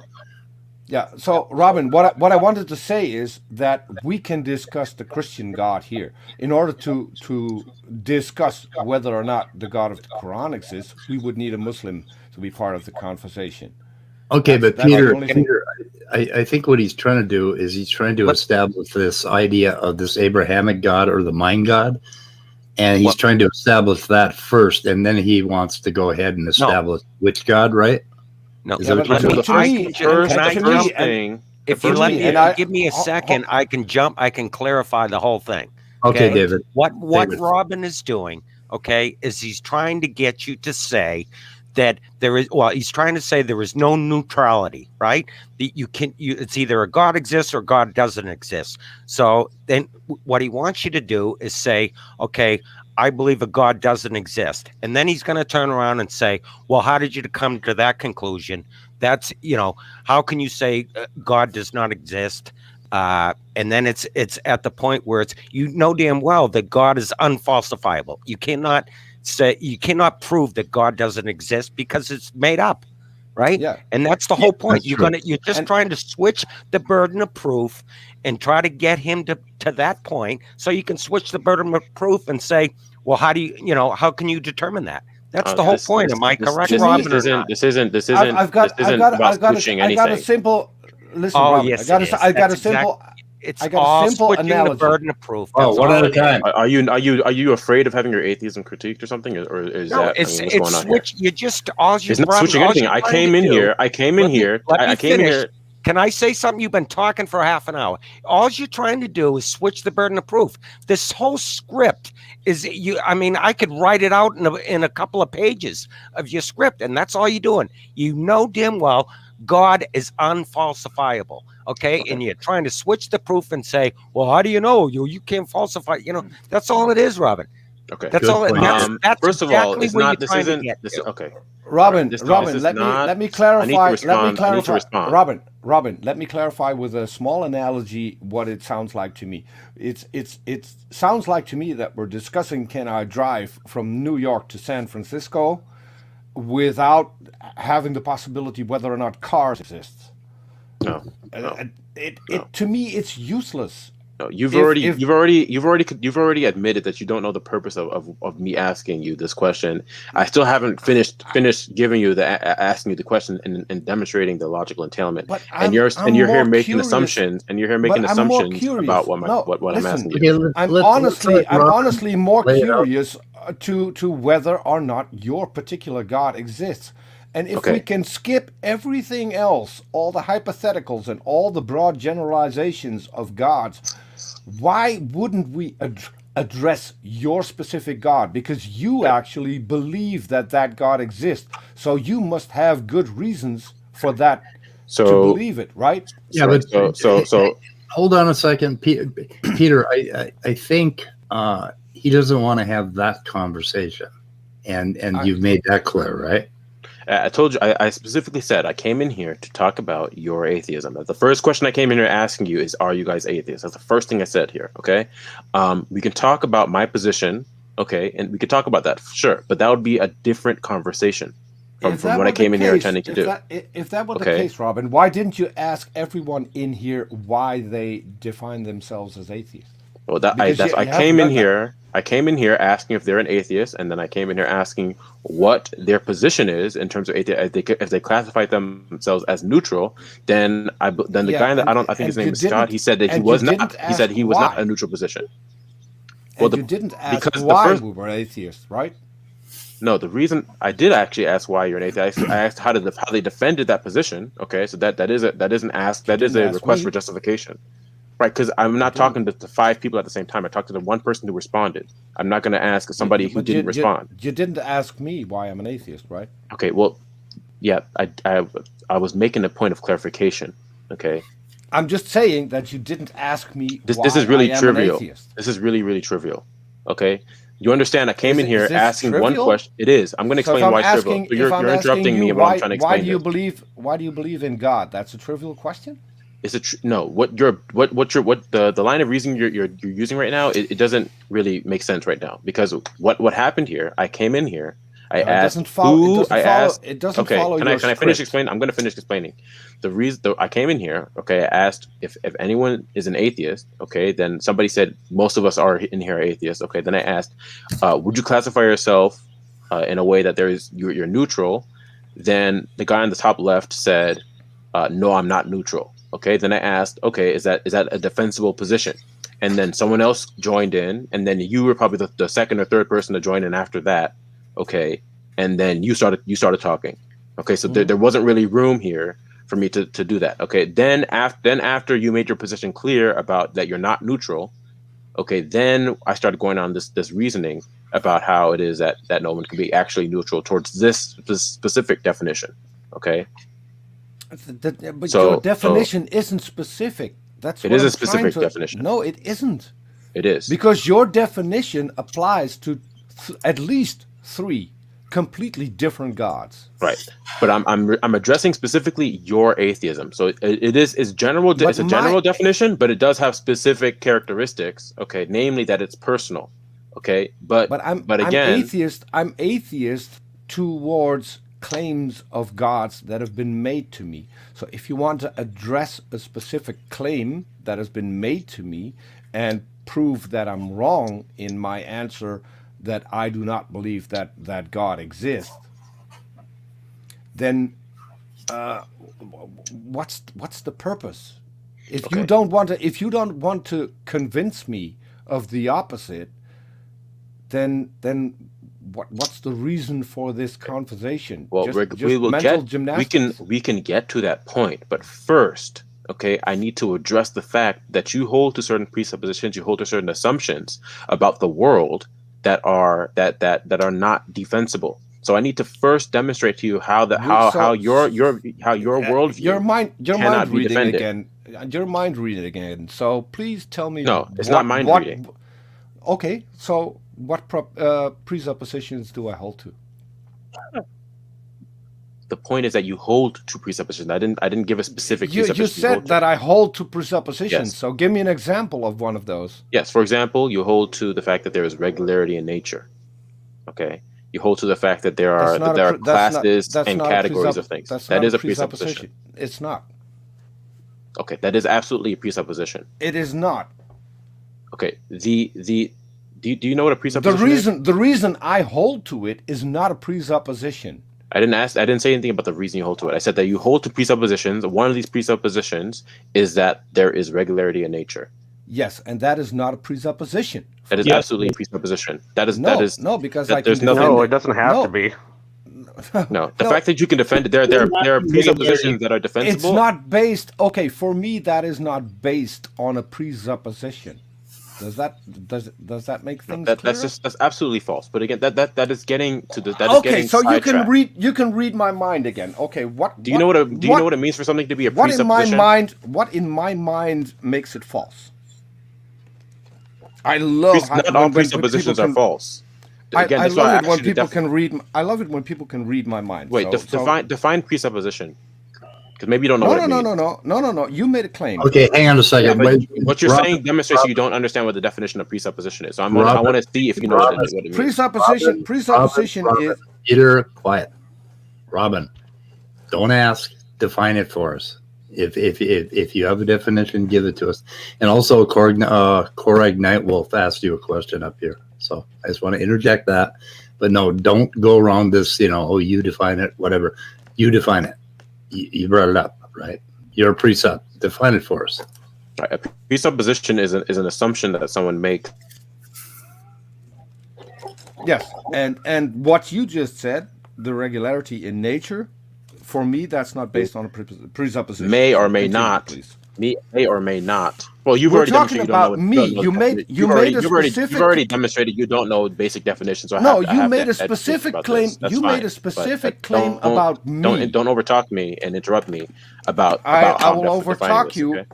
No, because you made a specific claim about me, and I want you to defend that specific claim that you made about me, because I'm pretty sure that you cannot read my mind, and we can test that real quick. In this case, it's rather simple. What's the question? What's the question here? I don't understand the question. I already told you what the presuppositions. You told me that I relied on presuppositions, and I asked you for a specific example. I did and then you came up with an example, and I told you that was wrong. No, whether or not I'm correct in why I believe that there's uniformity in nature, based on the reason that I have for that, is not up for discussion. I can believe something for the wrong reasons. If you claim to read my mind, if you claim to be able to read my mind and come up with a presupposition that I don't hold, then I may be wrong in not holding that particular presupposition. It still doesn't mean that I hold to a presupposition. So you were wrong about that. So now let's get to an example of an actual presupposition that I do hold.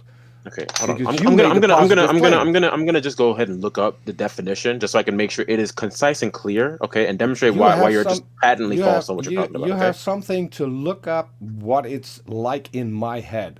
Can you give me? So I'm gonna just read verbatim the definition of presupposition. Okay, a thing tacitly assumed beforehand at the beginning of a line of argument or a course of action. Okay, that is the verbatim definition. I'm getting this right off of Google definitions. Okay. There are things, okay, that you assume beforehand. I'm literally just putting this into the definition. Okay, there are things that you assume tacitly meaning that this is unstated premises. Okay, that you assume beforehand at the beginning of a line of argument or a course of action. Okay, so the uniformity of nature. When I say that the uniformity of nature, do you know what I mean when I say uniformity of nature? Yes. Okay, what do I mean by that? That things in nature will happen the same over and over again. Yeah, essentially that there are things that happen. Okay, that there is and you still haven't asked me why I hold to. It doesn't matter. It doesn't matter why you hold to. It does because you claim that mine's based on a presupposition, and I told you it isn't. Okay, does anything in the definition give an implication as to why is why you hold a presupposition? Is it anywhere relevant in the definition that I provided to you? I'm not holding a presupposition. That's what I'm telling you. So you do not assume beforehand before you go on any sort of empirical. I don't assume anything. Okay, then that absolutely destroys your ability to do anything. It doesn't, because I'm talking to you and you keep answering me, so I am able to convey something to you in a way that you can actually reply to it. So this already is proof that what you're saying is nonsense. Okay, and you still haven't asked me why I hold to the uniformity of nature. This will take an hour. This will take about an hour for me to explain to you. So, and this is honestly, this is a side. Robin, really isn't you relevant won't ask me, and I'll tell it's you not why relevant. you won't ask me. It's not a relevant question. That's why I won't ask you. If you're going to ask me, it's going to disprove that you can read my mind and tell me that that was a presupposition. This isn't a question about reading minds. Okay, everyone has. This is basic, philosophy, but this will take me about an hour to explain to you. So I don't have I have that time. Okay, and this is a separate issue. This is a separate issue from me from the issue about God. Okay, so I want to go back to that. Okay, we can skip this. We can skip this entirely. Yeah. Okay, so this is I'll go back to the issue about God. Okay, and. So the point is, right, when it comes to the question about whether or not God exists, okay, when we're defining God and conceiving of God as that which is the personal, necessary cause and grounds of all temporal states of affairs, there you cannot be neutral towards this. And the reason why is because when you invoke facts, and you said the answer is no, you do not credit God for the intelligibility of facts, okay? By definition, okay, God cannot live in a world where there are facts that do not necessitate referencing him, okay? But the problem is that you believe that you live in a world where facts can be invoked without needing to reference God. As you just said, you do not reference God for the intelligibility of the facts that have been asserted. So it logically follows that God cannot live in the world that you claim that you believe you live in, okay? So your position entails that God does not exist. I love that explanation, and I've always wanted to ask Darth about this. So let me give you an hypothetical. I'm crossing. Can you respond to what I just said? I am. If you just bear with me, if I cross the street, I look left and right to see whether or not there's traffic coming, and I get to the other end of to the other side of the street safely. Where did I reference God? If you're an atheist, your position is that you do not reference God. No, I'm asking you because in your worldview, God exists. So where did I reference God? Yeah, all facts. The fact that you're walking, the fact that you exist, the fact that there's a street in front of you, the fact that there's a sidewalk that you're walking to and from. That is a claim. All of that. Please back that up. Now, please back that up. No, that is necessary. You asked me a question Yes. about referencing God in the world where God exists. This is not again a claim that God exists yet. No, but that is The point of you. That is you understand. you. That is You understand the Now, point hold on. of me asking you the question? I want you to back up the claim that I need to reference God I didn't in say you order to did. get across the street. I didn't say you did. Oh, point is so that you don't. the fact that I'm across the street isn't. I don't need God referencing God for that. Your position is that fact, you don't. The fact that I'm walking across the street, I don't need to reference God. The fact that I look right That's and not the left argument I'm to making see right whether now. or not traffic is coming, I don't need to reference God. So That's not I the don't argument I'm need to making. reference God, right? That's not the argument I'm making right now about whether or not you need to. Hey, can I interject one thing? Sure. You said God cannot exist in a world where there is a fact that doesn't reference him, and then you claim that all facts reference God. Aren't you just putting forth an unfalsifiable position? No. What I'm saying is that in a world where God exists, okay, all facts would reference him. Now, if Peter, I believe his name is claiming, okay, that he invokes facts without reference to God, then his position entails that God does not exist. Okay? What he needs to do is demonstrate that God does not actually exist. So Peter, okay, now that we understand the entailment, is your position that God does not exist, is that a defensible position? I'll get back to what you just said first. Can you please answer the question? I will, and I'll get back to the entire thing that you just said, because you just shifted the burden of proof. I didn't shift the burden of proof because I didn't make a claim to you. Yes, because the only way I can shift the burden of proof is if I first made a claim. Hold on. Let me steal what you just said. You just said that I now have the burden of proof to establish that a God doesn't exist. I don't have that burden of proof because I'm not making a claim that he does exist.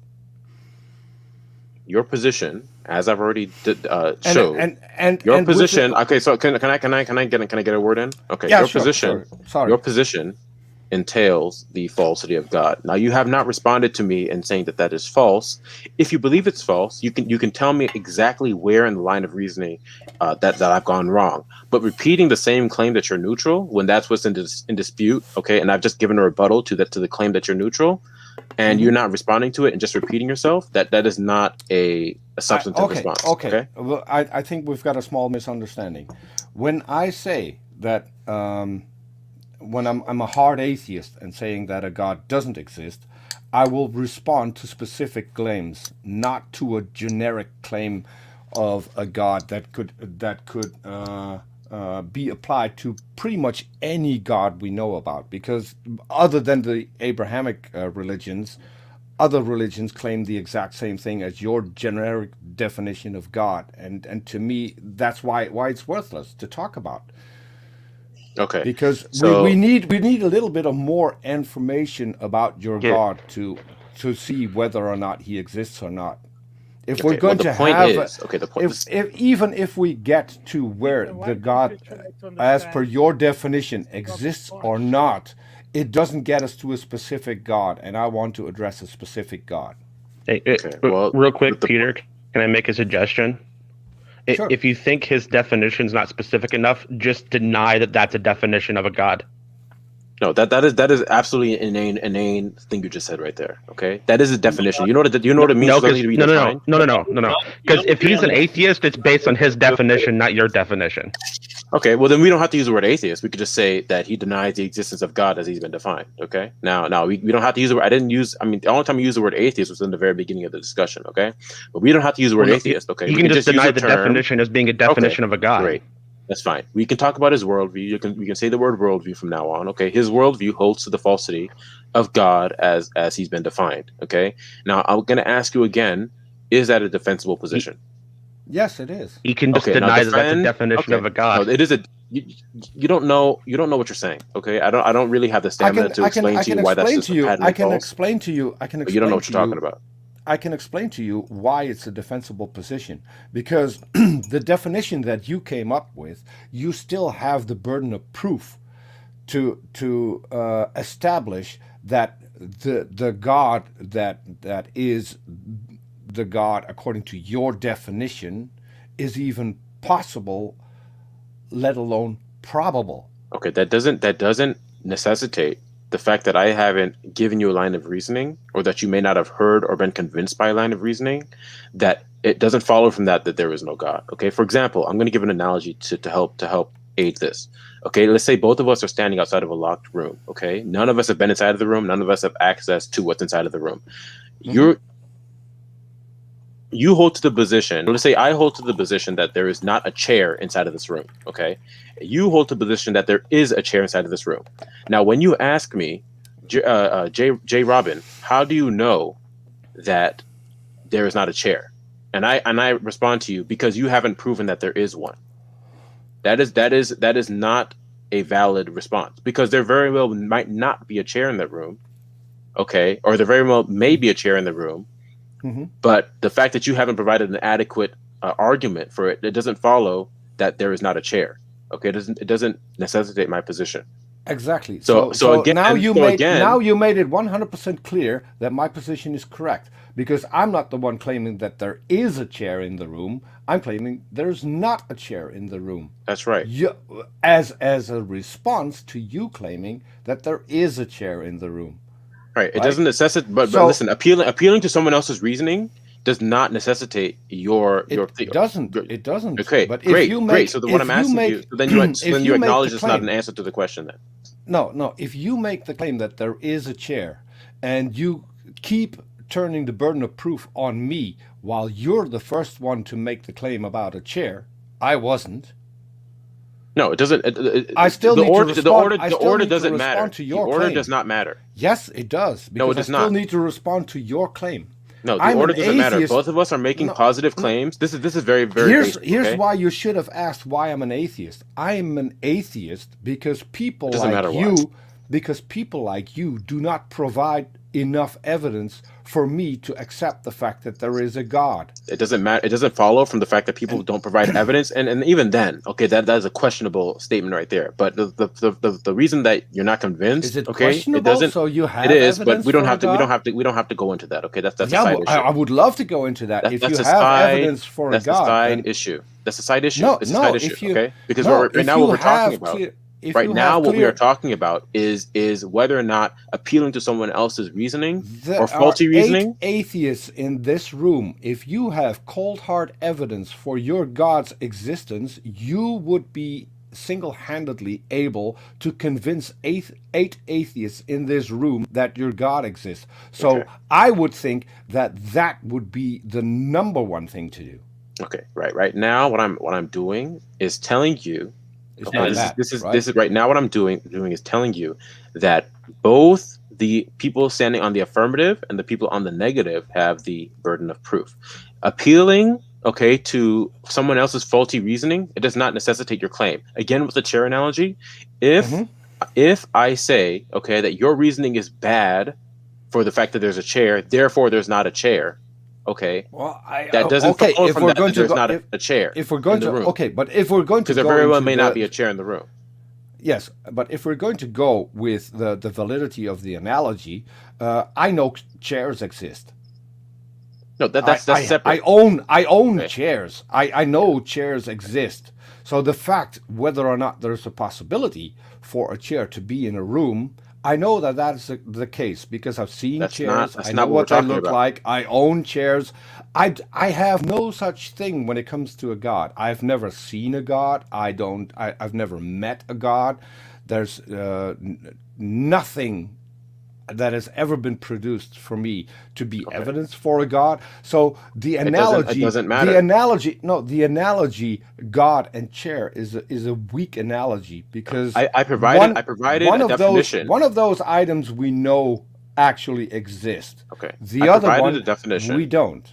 I provided a definition. Okay. We understand what the definition means. We also understand that it is entailed from what you've said that you hold to the position that there is no God. Appealing to my reasoning to falsify that there is a God does not necessitate what you're saying. Okay? So again, I'm going to give you an opportunity to try again and to necessitate that there is no God. I don't have to because I'm. No, that you do because that's your position. No. So as I told you several times, I'm a hard atheist to the claims that have been presented to me. A generic claim like the definition that you're putting forward is useless to me because it doesn't specify a God. Okay. It specifies all gods, which includes, it doesn't specify all gods. Which includes the millions of gods that we have in Hinduism today. So no, that's not true. That's not even close to being true. Can you not make such ignorant statements, please? That's not anywhere close to being true. I'm giving you a general definition, okay, of that which is the personal, necessary cause and grounds of all temporal states of affairs. Okay, we've already gone over this. Okay, your position is that this being does not exist. Okay. So you're what arguing, I'm asking you to do, what I'm asking you to do, Allah, you're arguing for Allah. What I'm asking you for, I didn't make a claim to you or an argument to you. I'm asking you to defend. And that's your problem. Okay, no, it's not my problem. I'm asking you about your position. It's not my problem. Yes. That it's not my problem. Okay, that I haven't told you given you anything about my position. That if you want to convince me that I'm wrong, it's not about convincing you anything. This is about asking you about your position and seeing if it's valid. Okay, if you want to establish the fact that I'm wrong, then come up with a specific God that we can discuss whether or not he or she exists. I didn't say you were wrong. I asked you if you could logically, defend your position. That's not me saying that you're wrong. I can, and I have. Listen, I could theoretically, be on your position, and I could recognize faulty reasoning. On the same way, I could be on a theist position. I could recognize faulty reasoning. Okay. So the reason you're providing right now is faulty, okay? And I've demonstrated for how that's the case. And you have not provided a secondary reasoning as to how there is no God, okay? And I'm still waiting for that to happen. So can you demonstrate for me how it is that there is no God? Wait 1 second. He hasn't told you a primary reason. You haven't told me. Robin, I was distracted by. Can I jump in? Can I make one comment? What did I say 40 minutes ago? That you're just shifting the burden of proof, and here we are. Okay, that's fine. How can you demonstrate? I didn't shift anything. I mean, really? Okay. No, you don't know what the definition. You don't know the definition of shifting of the burden of proof. So I'm not even gonna entertain that response right there. You don't, because that would only be applicable. Okay. That would only be applicable if I made a claim that God first existed, which I have not done. So there's no way I could have shifted the verdict, because shifting required that I made a claim first. Because you won't make the claim because you won't. Right. So then it's not shifting the burden of proof. You might want to revise your critique. To cut things short, Robin. To cut things short. You're not claiming that a God exists, but you do believe in one. The question I came here asking, I want to be very clear, okay? I've had to say this at least 5 times. So do I. The question I'm asking you, which has got... Hold on. Okay. Robin.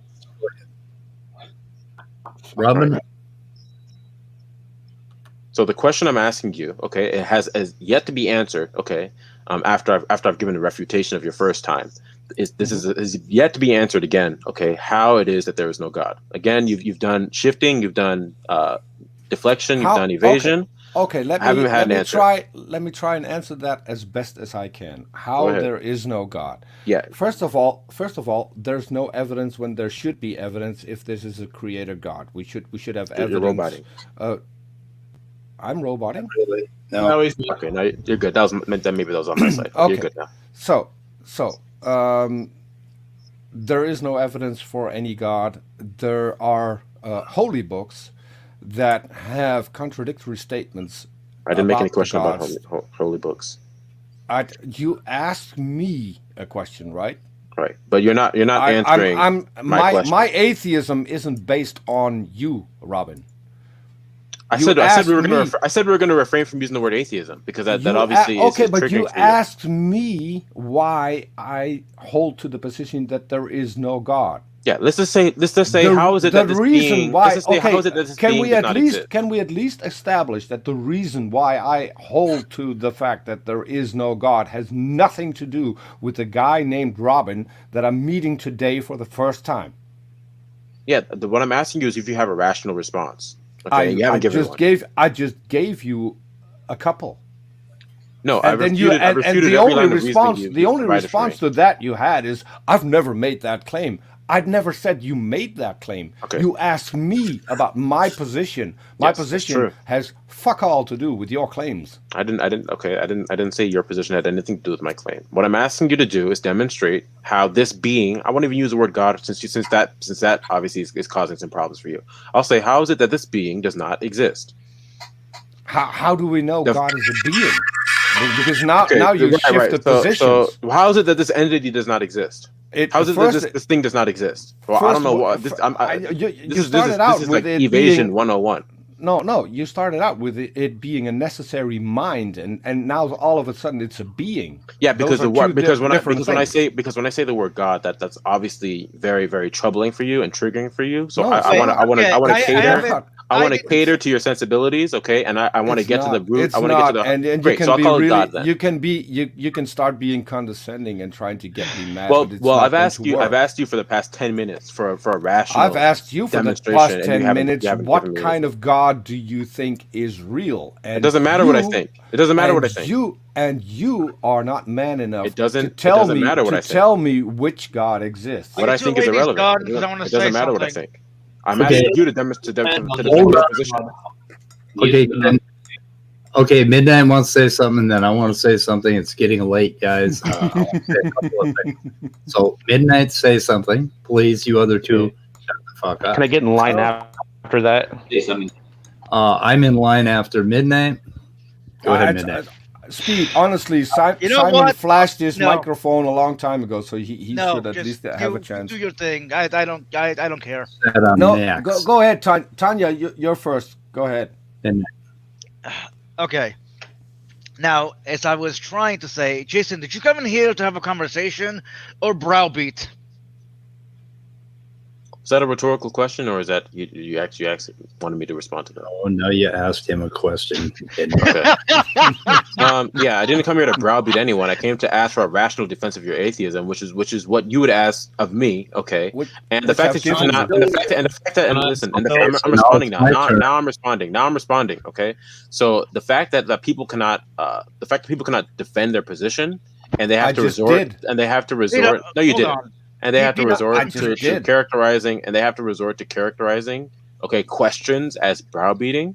It's really telling. I don't even have to say anything. You mean characterizing when you said that I wasn't smart enough to I didn't say you weren't smart enough to understand. No, I said you didn't know a basic definition. I said you didn't know a basic definition. That's what you implied when you switched over to God being a being. That's fine. I'm still waiting. All right. And I'm still waiting for. Okay, this is. What happened to my turn? Okay. You did, and then you let Peter go. You up next, Speed? I'm muting. Yeah, go ahead, Speed. Okay, so Robin, so you want to have a conversation with somebody about about their atheism, okay? And I think Peter's kind of refusing to have that conversation for probably good reason. But if you want to email me, I will have a one-on-one with you, and we'll just talk about atheism. If you would like to do that. Sure, that's fine. That I have to say. And the other thing I have to say is it's 4:20, guys, so let's try to wrap her up. I would want to have that conversation as well, because I thought I was having that conversation, but I'd love to have a one-on-one. Yeah, but a one-on-one would be better, I think. Yeah. Hey, I can do it right now. Can I say something real quick? Because I gotta go. If you wouldn't mind. The people's reasoning and characterize it as faulty reasoning. Okay, that's known as a genetic fallacy. Okay. Okay, so it's a fallacy. It's an actual fallacy. Okay, Serb wanted to say something, for fuck's sake. Serb. It's Serb's turn. Yeah. So when you want him to defend his atheism, that's literally, it's on his position, right? He put forth his position, his atheism, as denying the claims brought forth to him.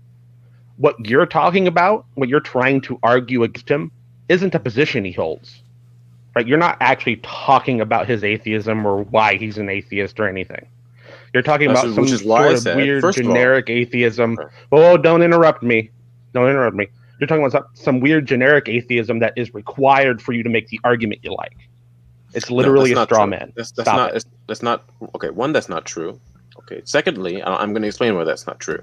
First of all, the definition of atheism is not the denial of God claims that have been presented to one person. Okay, that's patently false. You can look it up. Okay, just like the definition of God is not the definition. But even if I were to, definition of God is not the one that you put forward. Now I'm being overtalked now. Okay. Yes, and for good reason. Can someone moderate, please? Can someone moderate? No, for good reason. Can someone moderate, please? You put up a but you're just agreeing with me. Can someone moderate, please?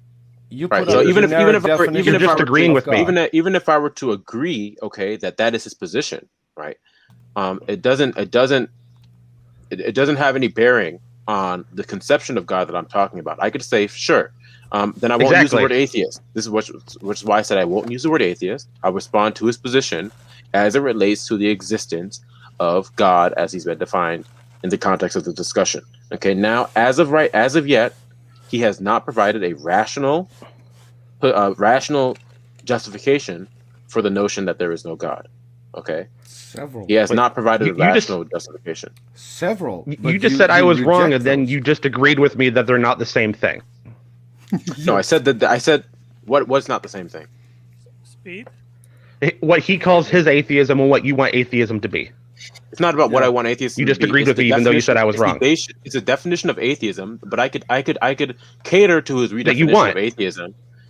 I could cater to his redefinition of atheism. This really isn't about winning and losing. Okay, it's not being right and wrong. This is just about defending someone's position. Okay, why? Because it's a side issue. Okay, it's a side issue. I can capitulate to how you want to redefine the term. That's fine. Okay, I'll say fine. Let's say that's fine. God. Okay, you can redefine your atheism. That's fine. I'm specifically addressing your position. So I'm going to speak. I'm specifically addressing your position as it relates to the existence of God as I've defined it. Okay. Now, if you want to characterize your atheism as not atheism or whatever, or some different definition, that's fine. Okay. What I'm responding to is something completely different. Let me respond to that because you didn't. In any way, shape, or form address my atheism. I let you use your definition of God, and I told you that it was a dishonest one, and I gave you the reasons why it was a dishonest one. But even you don't hold to that specific definition because you believe in a God that has a lot more attributes than the God in the definition that you put forward. That doesn't mean I don't hold to that position of what a God is. That's just false. They're not mutually exclusive. They're not mutually exclusive. But it does mean that the God that you hold to has a completely different definition than the one you put forward. It's not completely different. And it would have these characteristics. I don't know what you're talking about. This is you're making assumptions about what my position is, and then you're attacking it. No. So yeah, I would advise you don't want to put forward your continue in ignorance. Robin, you don't want to put forward what your actual position is. So then why are you attacking what you then hold on a minute. Then why are you attacking a straw man then? Let me finish the sentence. You don't want to put forward your specific position. Then and why that are you is fine. it then? I want to put forward my specific position. And if you want to have a conversation with me, don't go to an encyclopedia of philosophy to come up with the definition of atheism. Ask me what my definition is, and we can talk about it. Okay. Because I want to have an honest.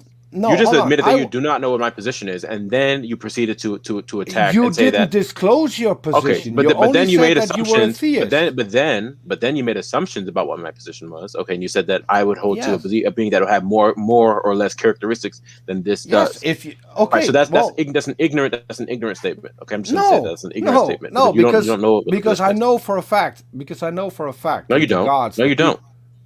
No, you don't. I don't know what. You don't know what my position is. I didn't elucidate that for you. Not at this point. I know that would be a stumbling block. That wasn't what I was going to say. What was it?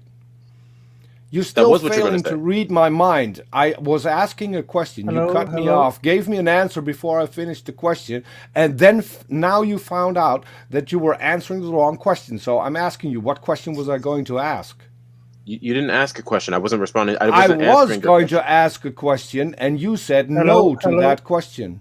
Yeah, I can hear you, Otangelo. Go ahead. Okay, great. Now finally, you guys hear me. Dressel, he asked here, would you like to hear Robin lay out? I would like to hear Robin lay out the case for his position without interrupting for a little while. I think... Otangelo, the problem is he doesn't want to put forward his case for a god. That's his problem. And I'm fine with that. I can do that. I can do that. But right now, what I'm asking... Right now, what I'm doing... I was still talking, Robin. He doesn't need to. The only thing that I require from him is that if we're going to talk about my position as an atheist, that we're going to talk about my actual position and not the straw man that he has put forward now several times. Well, I already said I was going to stop using the word atheist, and I don't know why you're still stuck on that. Maybe you didn't listen, maybe you didn't want to listen. Okay. Peter, can we not call it disbelief? Peter, can we not just attend Dressel's request, which I think would be interesting? Let Robin just quickly lay out his position without interrupting. Can that be? I'm fine with that. Okay, so let's go, Robin, please. Yeah, the thing I was demonstrating, the first thing I came here to demonstrate was first that their position, okay, is that God does not exist as he's been defined. If you don't want to call it atheism, if you want to redefine atheism, call it something else, that's fine. I won't even use the word atheist. I'll just say that their position is that God as he's been defined is that is that God as he's been defined does not exist. Okay, now, I have yet to hear a rational defense, okay, for this position. Now, if somebody wants to provide a rational defense, I'm all. Who said that? Who said that? Peter. I got one. Peter. Okay. Go ahead and provide a rational response. Okay. I thought you were going to lay out your position. Now you're right back to the same thing. Yes, it's called the shifting of the burden of proof. Yeah, I'll entertain it. I'll entertain it. I'll entertain it for this. No, hold on. I didn't know that's what they were asking. I'm gonna answer the question then. If they're talking about my actual position, I thought they were talking about what I've been arguing. That's fine. I don't know if they were. Do you still want me to respond? Yeah, to sure, that? sure. I'd love to hear a rational response as to how God, as he's been defined, does not exist. Because there's no evidence for the God that you defined. There's no. I don't see a possibility for a God like that to exist. I don't see a probability for a God like that to exist. So I reject the claim using Hitchens' razor. That is asserted without evidence, can be dismissed without evidence. Okay. There we are. It doesn't logically follow that because okay. Hitchens' razor, okay, that is just a catchphrase, it's a slogan, okay, but it doesn't logically necessitate a truth claim, okay. The fact that you're dismissing something is different from you claiming that it does not exist, okay. Your position is that God does not exist, and for the same reason in the chair analogy, that you cannot claim that because someone hasn't provided evidence that there is not a chair in the room, for that same reason you cannot argue or necessitate that because someone hasn't provided evidence or adequate evidence, that therefore there is no God. And I told you so it doesn't logically follow. I told you that wasn't a good analogy because we know that chairs exist. No, so I said whether a chair existing in a room that we don't see. Yes, and a God existing in this universe, right? No, it wouldn't be in this universe. God would exist separate and distinct from the universe. Now he can condescend into the universe in physical form. Okay. So is he? But again, real? Is he real? Okay. This is a side track. This is a side track. No, it's a quick question. Is the God real? If that's irrelevant. Yes, I'm talking about your position, which is that God is not because real. if the God is real, then he is part of reality. So he is dependent on reality. Okay. If he's not dependent on reality, he's not real, and therefore he doesn't exist. Okay. All right. What I asked you was to give me a proof or give me a logical defense for the notion, okay, that there is no God. That's what I've asked you to do. That's the task. The task has still yet been unfulfilled. Okay. That has been unfulfilled. What you appeal to are fallacy. The logical reason for God not existing is that people like you always tap dance when you ask them for evidence of their claim. Rational. That's not and a the rational fact defense. and the fact that people tap dance when it comes to providing evidence, that for me makes it clear that the God that you think is real is a part of your fiction, that it doesn't exist. You made him up, and you want to try and convince me without any good evidence. No. So I will Your reject. position, I will reject your position, God claim for lack of evidence. And if I reject your God claim, then I can come to the conclusion that a God you think exists and for which there should be evidence, then I can dismiss it, and I can claim that God doesn't exist, because if the evidence doesn't exist, the God doesn't exist. It does not follow that because people use arguments that you deem to be faulty, it does not follow that this being does not exist. It does not follow. That's a non sequitur. It's a fallacy, and you've used it now 3 times. I can give a reason why the argument isn't rational. I think it would be nice to let somebody else jump in. You guys have been going at it for an hour and a half. I just lost 10 subs when I put this. I'll mute. I mean, it depends who wants to engage, but I mean, I can give a reason why Robin's argument doesn't work. It's not an argument. I didn't make an argument. I specifically said I didn't make an argument. I asked. Let him speak, please. Sure. So, what's that? I'm just doing a bit of monitoring. Go ahead, Immutable. Okay, can I ask a question here? No, Immutable is going. I guess so. I mean, I wasn't even able to talk, but sure.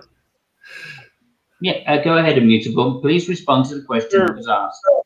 So Robin's definition establishes modal possibility, but it doesn't establish ontology in any way. What I'm looking for is a claim regarding ontology, not modality. I'm positing a conception of God, and this is again people introduce okay, yes, things into the discussion that demonstrate their lack of ability to focus. Okay, good. This is a quintessential example of that. Okay, what I'm positing. So I'm gonna explain to you what's going on. Speed is at focus. What I'm doing. So I'm positing what I'm doing. Who's speaking? I am. Okay. Can you stop? Can you stop while I'm speaking? Otherwise, I can just overtalk you. I don't think you want me to do that. Well, please focus on what the Immutable said. All right. Not interested in the meta. Okay. What you're doing, okay, is introducing variables that are not relevant. Okay. No. What I'm defining for you is a term. Okay. I'm defining the term God, meaning the personal, necessary causing grounds of all temporal states of affairs. Okay. Are you now this is the reason I'm giving this definition. Okay, so that we can understand what I'm referring to when I say this, and also that if you're going to conceive of God in this way, that the positions that people hold to, okay, will either be on the affirmative or on the negative. This is not an argument yet that God does or does not exist. Okay, so are you familiar with the distinction between modality and ontology? Yes, I am. That's relevant. Okay, though. That's irrelevant. Yeah, it is. No, it's not relevant. It's not. Sure, No, I can explain why it's relevant to you, but if you want to keep talking, I'll let you. Go ahead. Sure. So what you've done is you've given a possible definition for God to exist, and you're asking people to explain why the definition is not, and why that version of God, cannot exist. For that to have worked, you must have established first that this is an ontological fact. But the claim is I didn't. That's not. This is what you presented is a modal claim, not an ontological claim.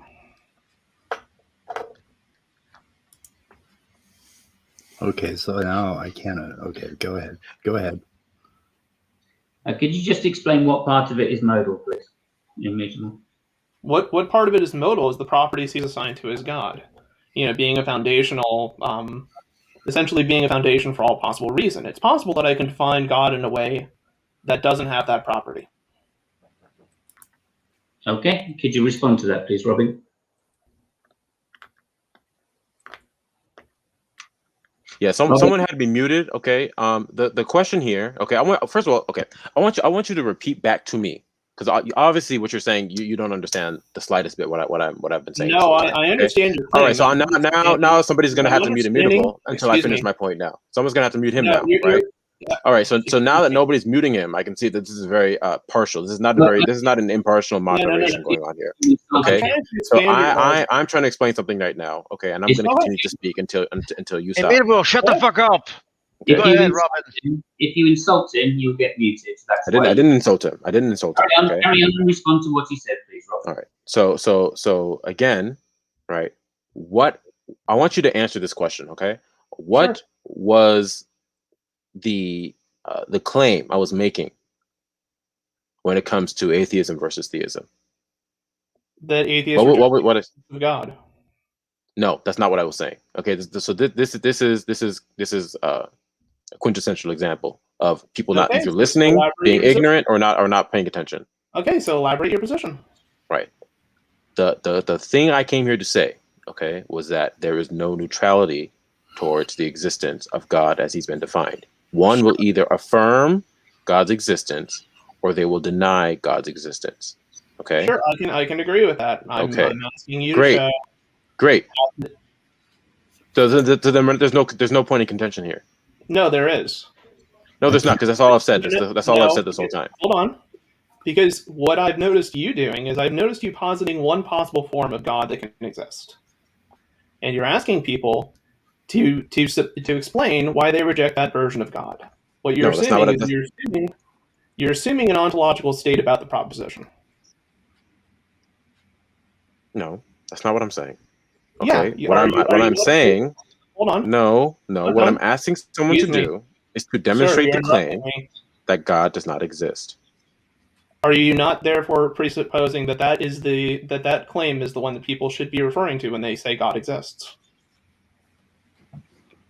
When I say God, I'm referring to something that has been defined earlier. Okay, I'm asking them to necessitate that this being does not exist. Is it possible that the way you've defined God could be other than the way it was defined? How can you necessitate it? No, hold on. No. A definition is a definition. Okay. Right. So now, if there's another being, okay, that you want to posit as being existent, it has nothing to do with whether or not you're neutral towards the existence of God as I defined him. It has nothing to do with that. Okay. So this is again an example of why people are not able to focus. What you've just admitted, though, is that the claim that you've made could be otherwise in order to define God. Right. People can conceive of God any way they want to. That's not in contention. Again, people conceive of God different ways than I've defined him. That's not in contention here. Right. Maybe Robin, it's helpful if you give your definition again. I've done so half a dozen times, but I'll do it again. I'll do it again. Okay. Now, keep in mind, okay, people like Hindus, okay, people who believe in Roman mythology, Greek mythology, any sort of pagan mythology, they believe in different conceptions of God than I do. So again, this is not a contention, but I'll define God again. For the purpose of this discussion, God is defined as that which is the personal, necessary cause and grounds of all temporal states of affairs. Okay. Now, one will either hold to the position that this being does exist, or they will hold to the position that this God or this being does not exist. Okay. There's no neutrality towards that position. Now, again, as of now, Immutable hasn't actually refuted that claim that I've made. I'm just curious, Robin. Can you prove that this God is necessary? Yes. How? That's a separate issue. I want to address this issue right now. Okay. Why is that a separate issue? Because we're not talking about my position right now. Because we're not talking about my position. We're talking about your position. I'm not talking about your position either. I'm talking about the definition that you just gave for a God. Peter, we need to Immutable do some stuff here. When you're ready. Okay. Is the definition of God? Is there a reason that the definition of God that you've given must be the way it is? I didn't say that was the way it is. Again, that's not the claim I'm making right now. I'm saying that someone either affirms or denies God's existence. There's no neutrality. That's the claim I'm making at least a dozen times now. I've had to repeat. Maybe because people don't want to listen, but I'm willing to oblige people who don't listen. I'm very patient with them as long as they're not being, evasive. But that's what I've been saying this whole time. I can accept the version of God that you've postulated, but I can accept any other definition of God that you've postulated. That's fine. You can be neutral towards other conceptions of God. I didn't. Hold on. Did I make a claim about neutrality just now, or did I make a claim about affirmation? No, you're not. Well, you're responding to my claim, so I'm going to repeat my claims, right? Because you don't seem to be understanding that the claims I'm making. Responded to your claim, and if you're not going to listen to me, then I don't understand the point of this conversation. Well, I don't understand the point of what you've been saying this whole time. You haven't actually said anything substantive at all. So what I'm saying is that there's a definition of God that you've given, right? Yes, that's true. There's a definition, yes. And what I'm saying is, as an atheist, what I'm saying is, what is it that necessitates me to hold or to agree that that definition is proper? The only thing you have to disagree with when it comes to a definition is if there's incoherence within the definition, meaning that there is a contradiction or that the definition has terms in it that doesn't mean anything. Okay. Otherwise, you have no choice but to accept that this definition is coherent and that you understand it. Okay. Those aren't the only options, by the way. No. It could also be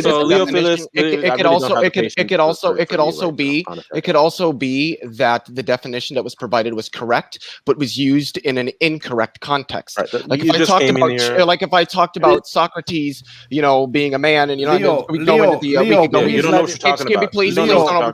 overtalk me. Please don't overtalk me. Please let Immutable make his point. Yeah. I wanted to butt in with a quick point. Someone please moderate, please. Point much more quickly if people stop interrupting me. I'd have been done 10 seconds ago, but everybody has to jump in.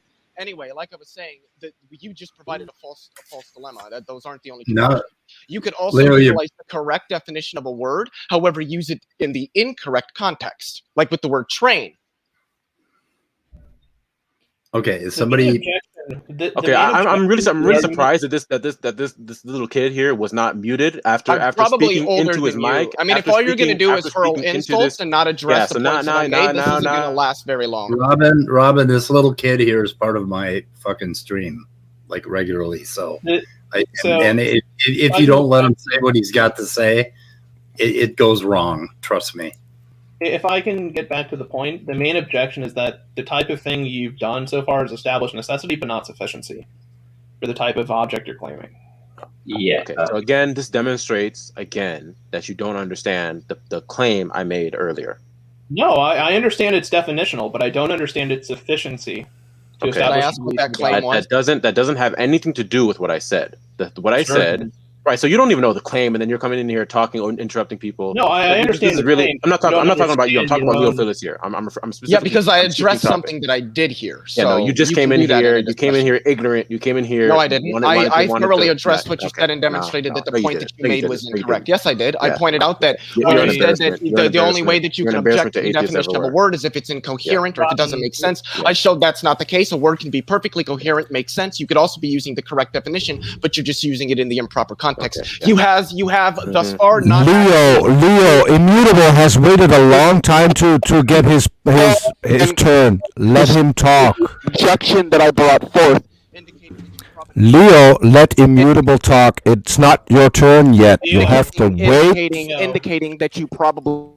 Let him talk, Leo. Indicating so when he makes a charge. Leo, it's not your turn. Let Immutable talk. It's my turn because he actually addressed the statement that I had made. Leo, it's not your turn. Let Immutable talk. If somebody is addressing me, then yes. Speed, you'll have to mute him. Speed, you'll have to mute him. Let Immutable talk. People who are addressing me, and every time you interrupt, you drag it out so that it lasts longer, and then Immutable can't continue the point. Okay. The issue with that is Leo interrupted me from the conversation that me and Robin were having, and Robin hasn't actually addressed any of my critiques of his position. He doesn't seem to understand the difference between relatively simple philosophical terms. No, because what you're shifting to is a position to a claim that God exists, which is not what I. Excuse me. What claim have I made? You've asked me. I didn't say you made a claim. I said you've demonstrated, okay, a misunderstanding of what I've been saying, okay, by asking me things like, can you demonstrate that God is necessary? That's not the issue here. Again, my claim from the very beginning has been that when this conception of God is in mind, one will either affirm his existence or they will deny his existence. Okay, that's all I said this whole time. Again, you're shifting this into a question of proving whether or not God does or does not exist, when that's not when what you're responding to is not what I'm saying.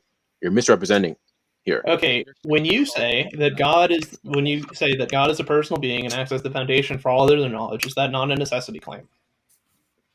No, that's not a claim that he exists as a definition.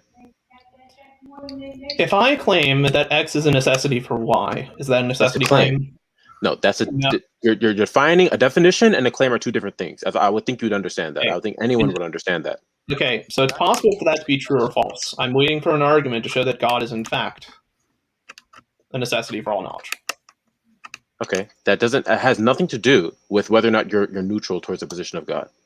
If there's nothing to do with that. If there's no argument to suggest the truth or falsity of the claim, I'll reject the claim outright. Because there's no way so then do you understand? Do you understand? I'm going to just ask a simple question. Do you understand that there's no neutrality towards whether or not God exists? Yes, there is. Yeah, there is. Okay, so then you don't understand the argument. No, I do understand. Okay, so understand your position. You don't understand what it means to give a grounding or a justification for the claim you've made. Right, so I've done this already before. Okay, maybe you weren't here. I don't care about other people you've talked to. I care about our particular interaction.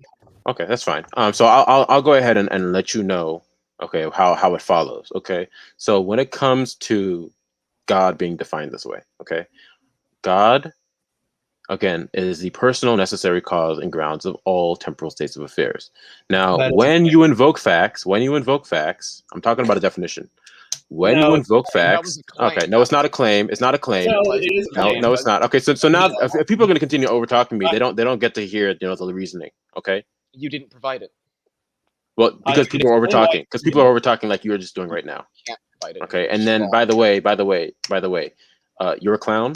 Okay, and so yeah, you don't have any. You're not really worth time. Yeah, you're just a personal insult.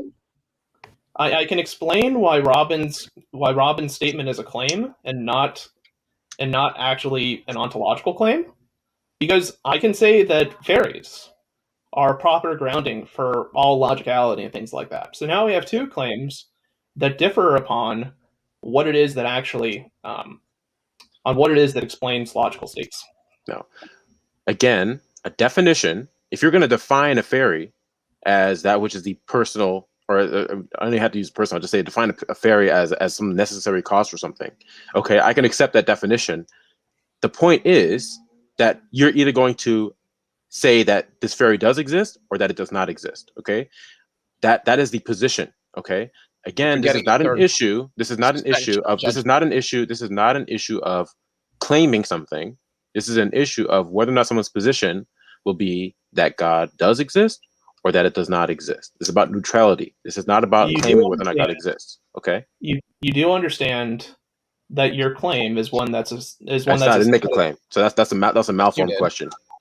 You do understand that the truth value you're assigning is a synthetic value, right? Not an analytic value. I didn't make a truth claim.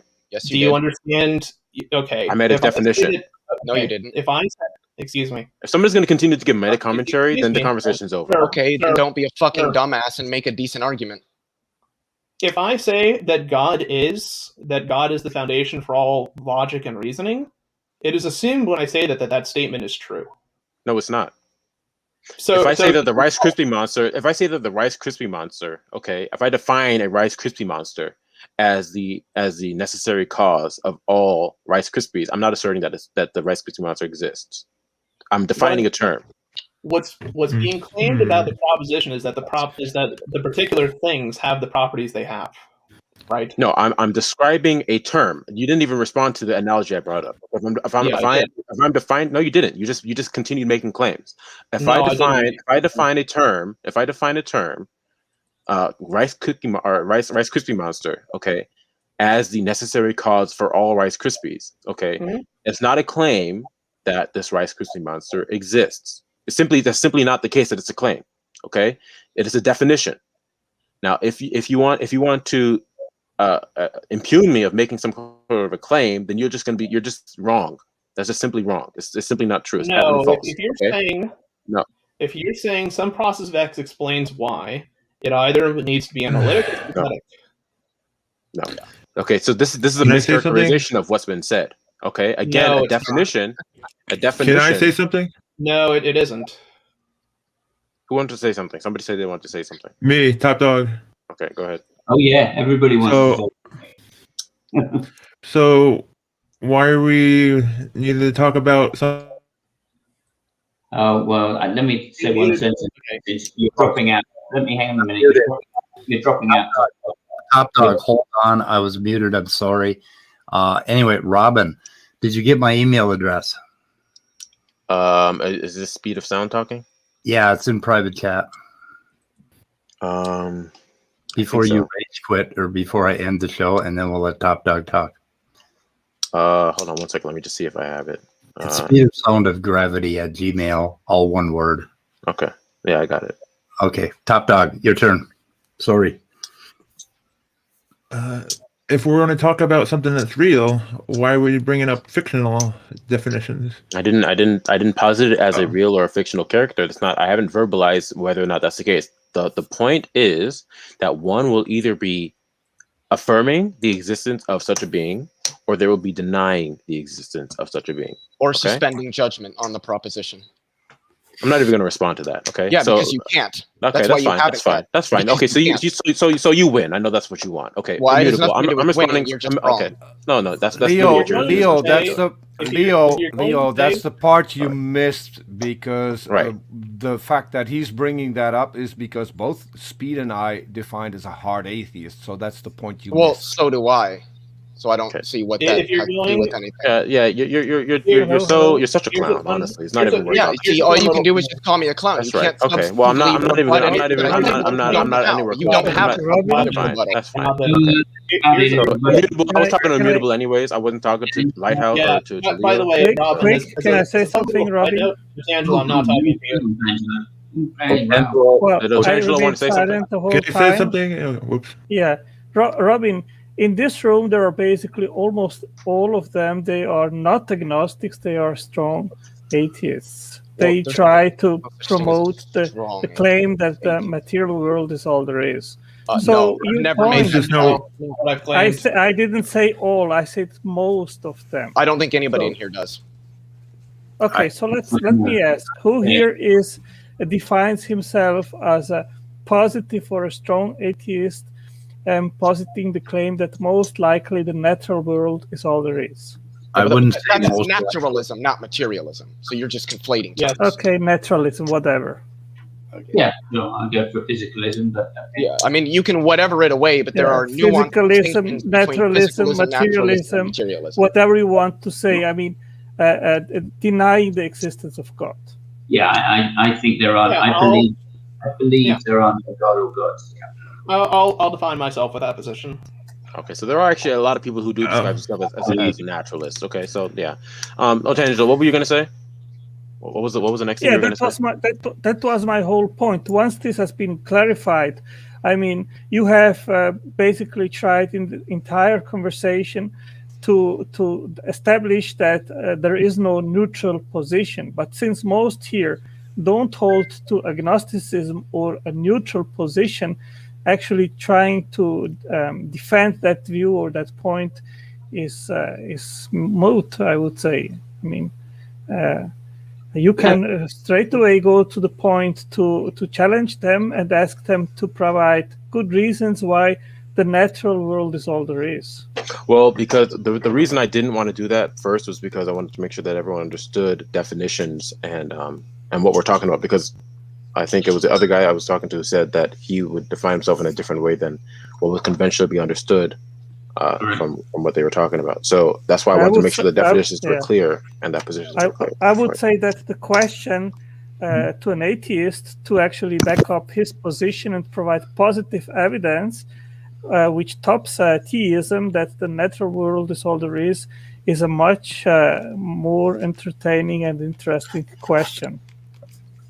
I think an entertaining and interesting question would be why you guys believe in God at all. I don't know. Well, that is the common question which all atheists make because they don't like to be questioned in regards of their worldview. Oh yes, No, I do. Can I say I something? prefer to don't be asked mind. questions than ask questions myself. Actually, I don't mind having conversations about why I'm an atheist, but when we have conversations like this that barely get past like first semester philosophy, when people don't understand the difference between analytic synthetic, when people don't understand what modality is, then it's pretty hard to get anywhere. Can I say something? Sure.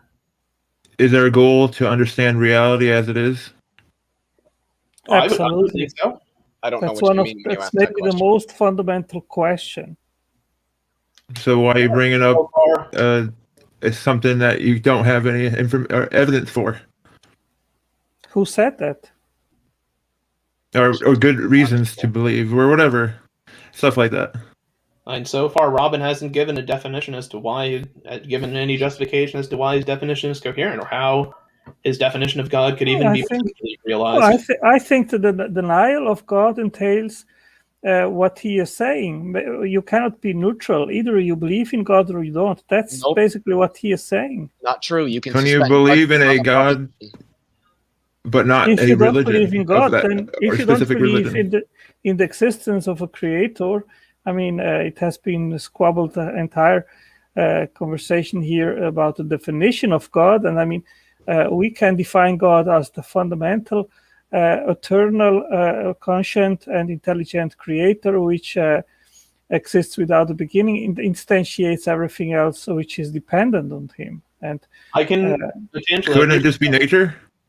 Otangelo, here's the thing, though. I can define something however I so please. I can define a pixie to be, this small little thing with no wings. problem. You can do that. Sure, you can do that. I mean, if I say there is a creator at the bottom of reality, you can define him however you like. You can posit the farting pixies. It doesn't matter. But it is just in regards of the definition that you have just two opposing views here. One is where there is a God, and one where there isn't a God. That's it. Okay, but here's the thing, Otangelo. The definition you've given doesn't establish that it doesn't say anything about whether a God does or does not exist. What it's it doesn't. Right. It's just about defining terms and putting a framework upon which doing epistemology and investigating origins. It's just about that. The thing is that Robin has brought it up because we encounter people all the time which hold to a neutral or agnostic position where they say, "Oh, I have no idea. I don't know about the existence or non-existence of God." So, in order to bring forward a pre-sup argument, they first want to knock down that argument and say, no, if you say that there is no God, or if you say, if you don't believe in God, or if you don't reference what is possible or impossible to God, then you are holding to the opposite view that things do not necessitate to be referenced to God. And once someone has admitted that, then you can ask him, so back that up. How can things actually be continuous? And what holds or secures what is possible or impossible without referencing God? That is then the basic question. Basically. Can I say something? That's not the basic question then, because then you have to define your God specifically. Let's let Immutable speak up. I believe I heard his voice first. Can I go after Immutable, because I want to explain this whole you can't be an agnostic thing, because I mean epistemologically it's just straightforward and fucking wrong. I've been waiting quite a while. Let's let Immutable speak, please. So how about Immutable goes now and everybody else is quiet, and then Speed can confirm or deny whether I'm allowed to go next, since it's his turn. I'm waiting a long time as well, dear. Okay, hang on a second. Catch me up here. What happened to Robin? I don't know. He probably left. He left. I don't know why. But okay. I'll go, and then I'll let Leo go. So, Otangelo, here's the point I was trying to make in regard to with regard to Robin, is that I can accept whatever definition of God that you want to, right? Because definitions can be whatever they so desire, and that's something which is called modal, right? It means that it's possible. But the other thing I was describing, which is something regarding ontological facts, meaning things that are, right? What I was trying to express with him is that I can accept the definition of God that you've given, though. But even if I do, no matter what argument is presented, in terms of his presuppositional apologetics or even evidentialism, it cannot establish that that definition necessarily refers to the God he's talking about. Okay. Yeah. So the thing is, if you're putting down a definition of God, right, that you're saying it is irrational to believe this God given this definition, you have to give a reason why that definition to begin with is the one that should be associated. Okay. And he hasn't done that, which is the reason I reject his definition. Does everybody see what's on my screen? Yeah. So this is an epistemological, or more appropriately, it gets into a doxastism here. The proposition is God exists. So a theist would be belief, and the P represents the proposition. So a theist would argue that there is truth value expressed by that proposition. So doxastically, they would believe the proposition. That's what theism is. An agnostic, however, actually, no, let me jump to atheism. An atheism would argue that this proposition expresses no truth value at all, that it is false. There is no truth to it. So an atheist would believe in the negation of the proposition. They would believe that the proposition is false. An agnostic does not hold to either of those positions. An agnostic suspends judgment made on the proposition. So they would say that they do not believe the proposition is true, and the little caret here, that symbol, that's a caret that represents and in logic. So they would say that they do not believe that the proposition is true, and they do not believe that the proposition is not true. So since they are not making the statement that they believe that the proposition is false, Otangelo, you cannot pigeonhole an agnostic into atheism. It does not work. It violates almost everything we know in terms of logic about epistemology and doxastism, or doxastic logic. So it's just straightforwardly false. And anybody that tries to do it is doing exactly that. They're trying to pigeonhole, and I would argue it's either dishonest or disingenuous, but they're trying to pigeonhole their opponent, who would otherwise be an agnostic, into a position they don't necessarily adhere to. And that's not charitable at all in a discussion. Well, what I mostly see is people which define themselves atheistic agnostics, in the sense that many were Christians, and then they lost their faith in Christianity, in the Christian God, and then they became agnostics because they do not have an alternative explanation in regards of reality, in regards of the origin of reality. So basically they deny a creator, but they don't know how to substitute it or what else to posit as a sound, convincing explanation for them. Who said that they're denying? I don't know. The fact that they're agnostic means they're not in a state of denial. They're neither accepting nor denying. So when you consistently try to pigeonhole an agnostic as ultimately denying God, no, they're not. They do not make that statement. They do not make that claim. Leo, can I address that? That is quite a straw man. Can I please address that? I need to go, please. Just one thing I've been trying to get in. Okay, let's almost go.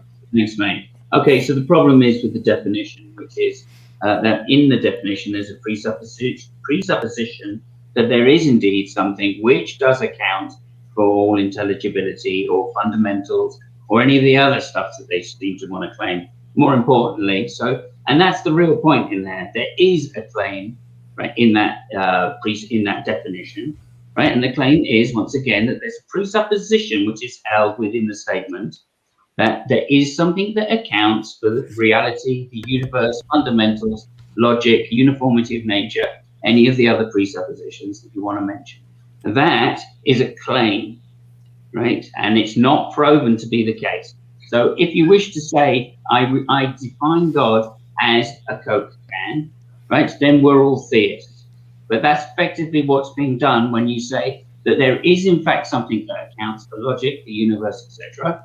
And I'm going to determine that it's personal, and that's what we're going to call God. Well, fair enough. If you define God into existence, then okay, then you believe God exists. And I guess I would agree that if you need to define God to get there, it's nothing more than circular. So if you want to make a circular argument, go ahead. That's all right. Okay, but I believe on my definition of gods that I understand, right, that it's simpler not to be, if we have to be circular, it's simpler not to posit that God is a mind or a necessary cause.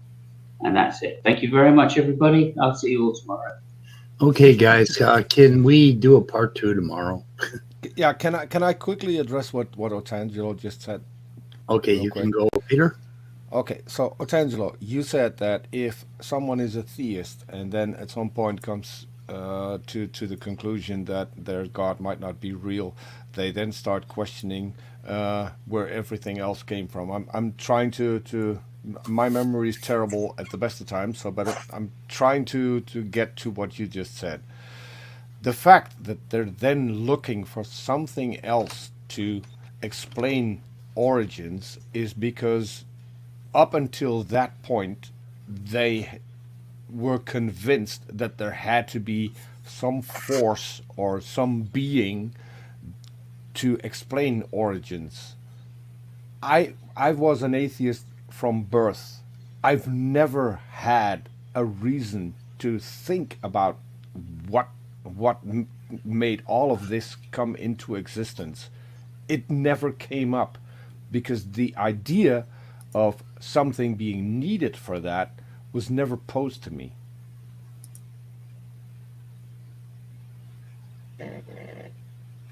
And suddenly nothing happened.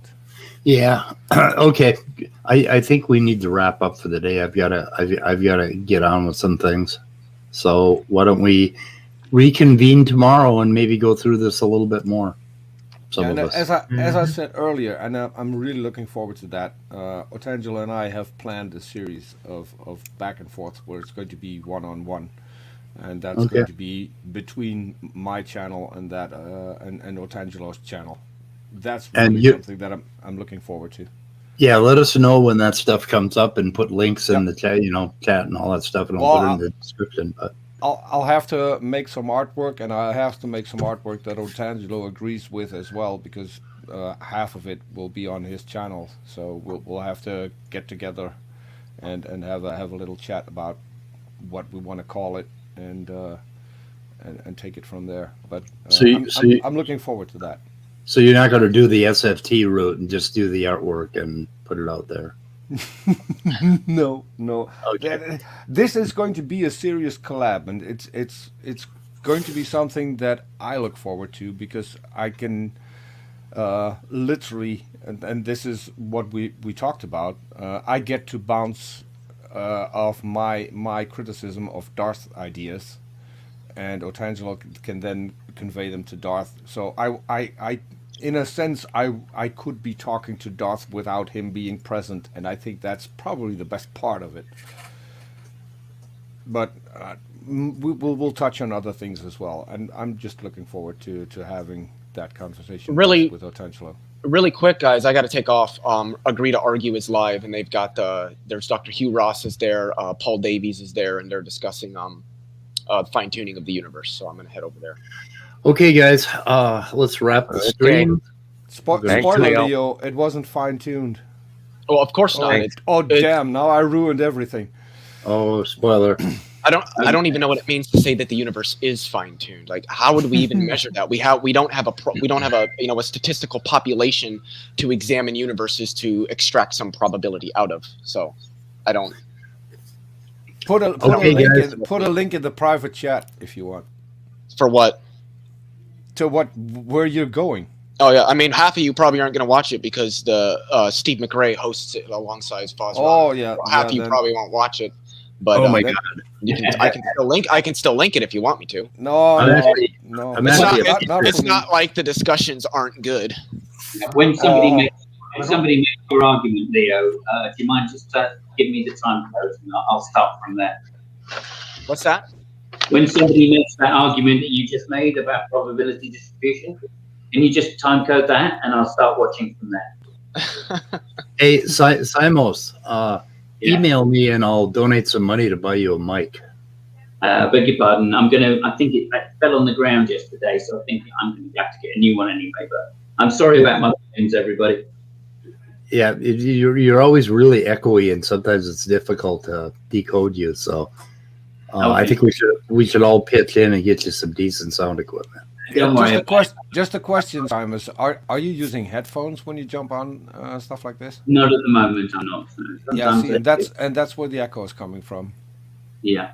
Okay. Just buy a pair of cheap earbuds that will already get you a lot better sound and a lot better back and forth. I will. Thank you. Okay, guys, we're ending the stream for the day. This was a good one. And remember, I'm 25,666 days old today, which means happy birthday. So, happy birthday. Happy birthday. Goodbye.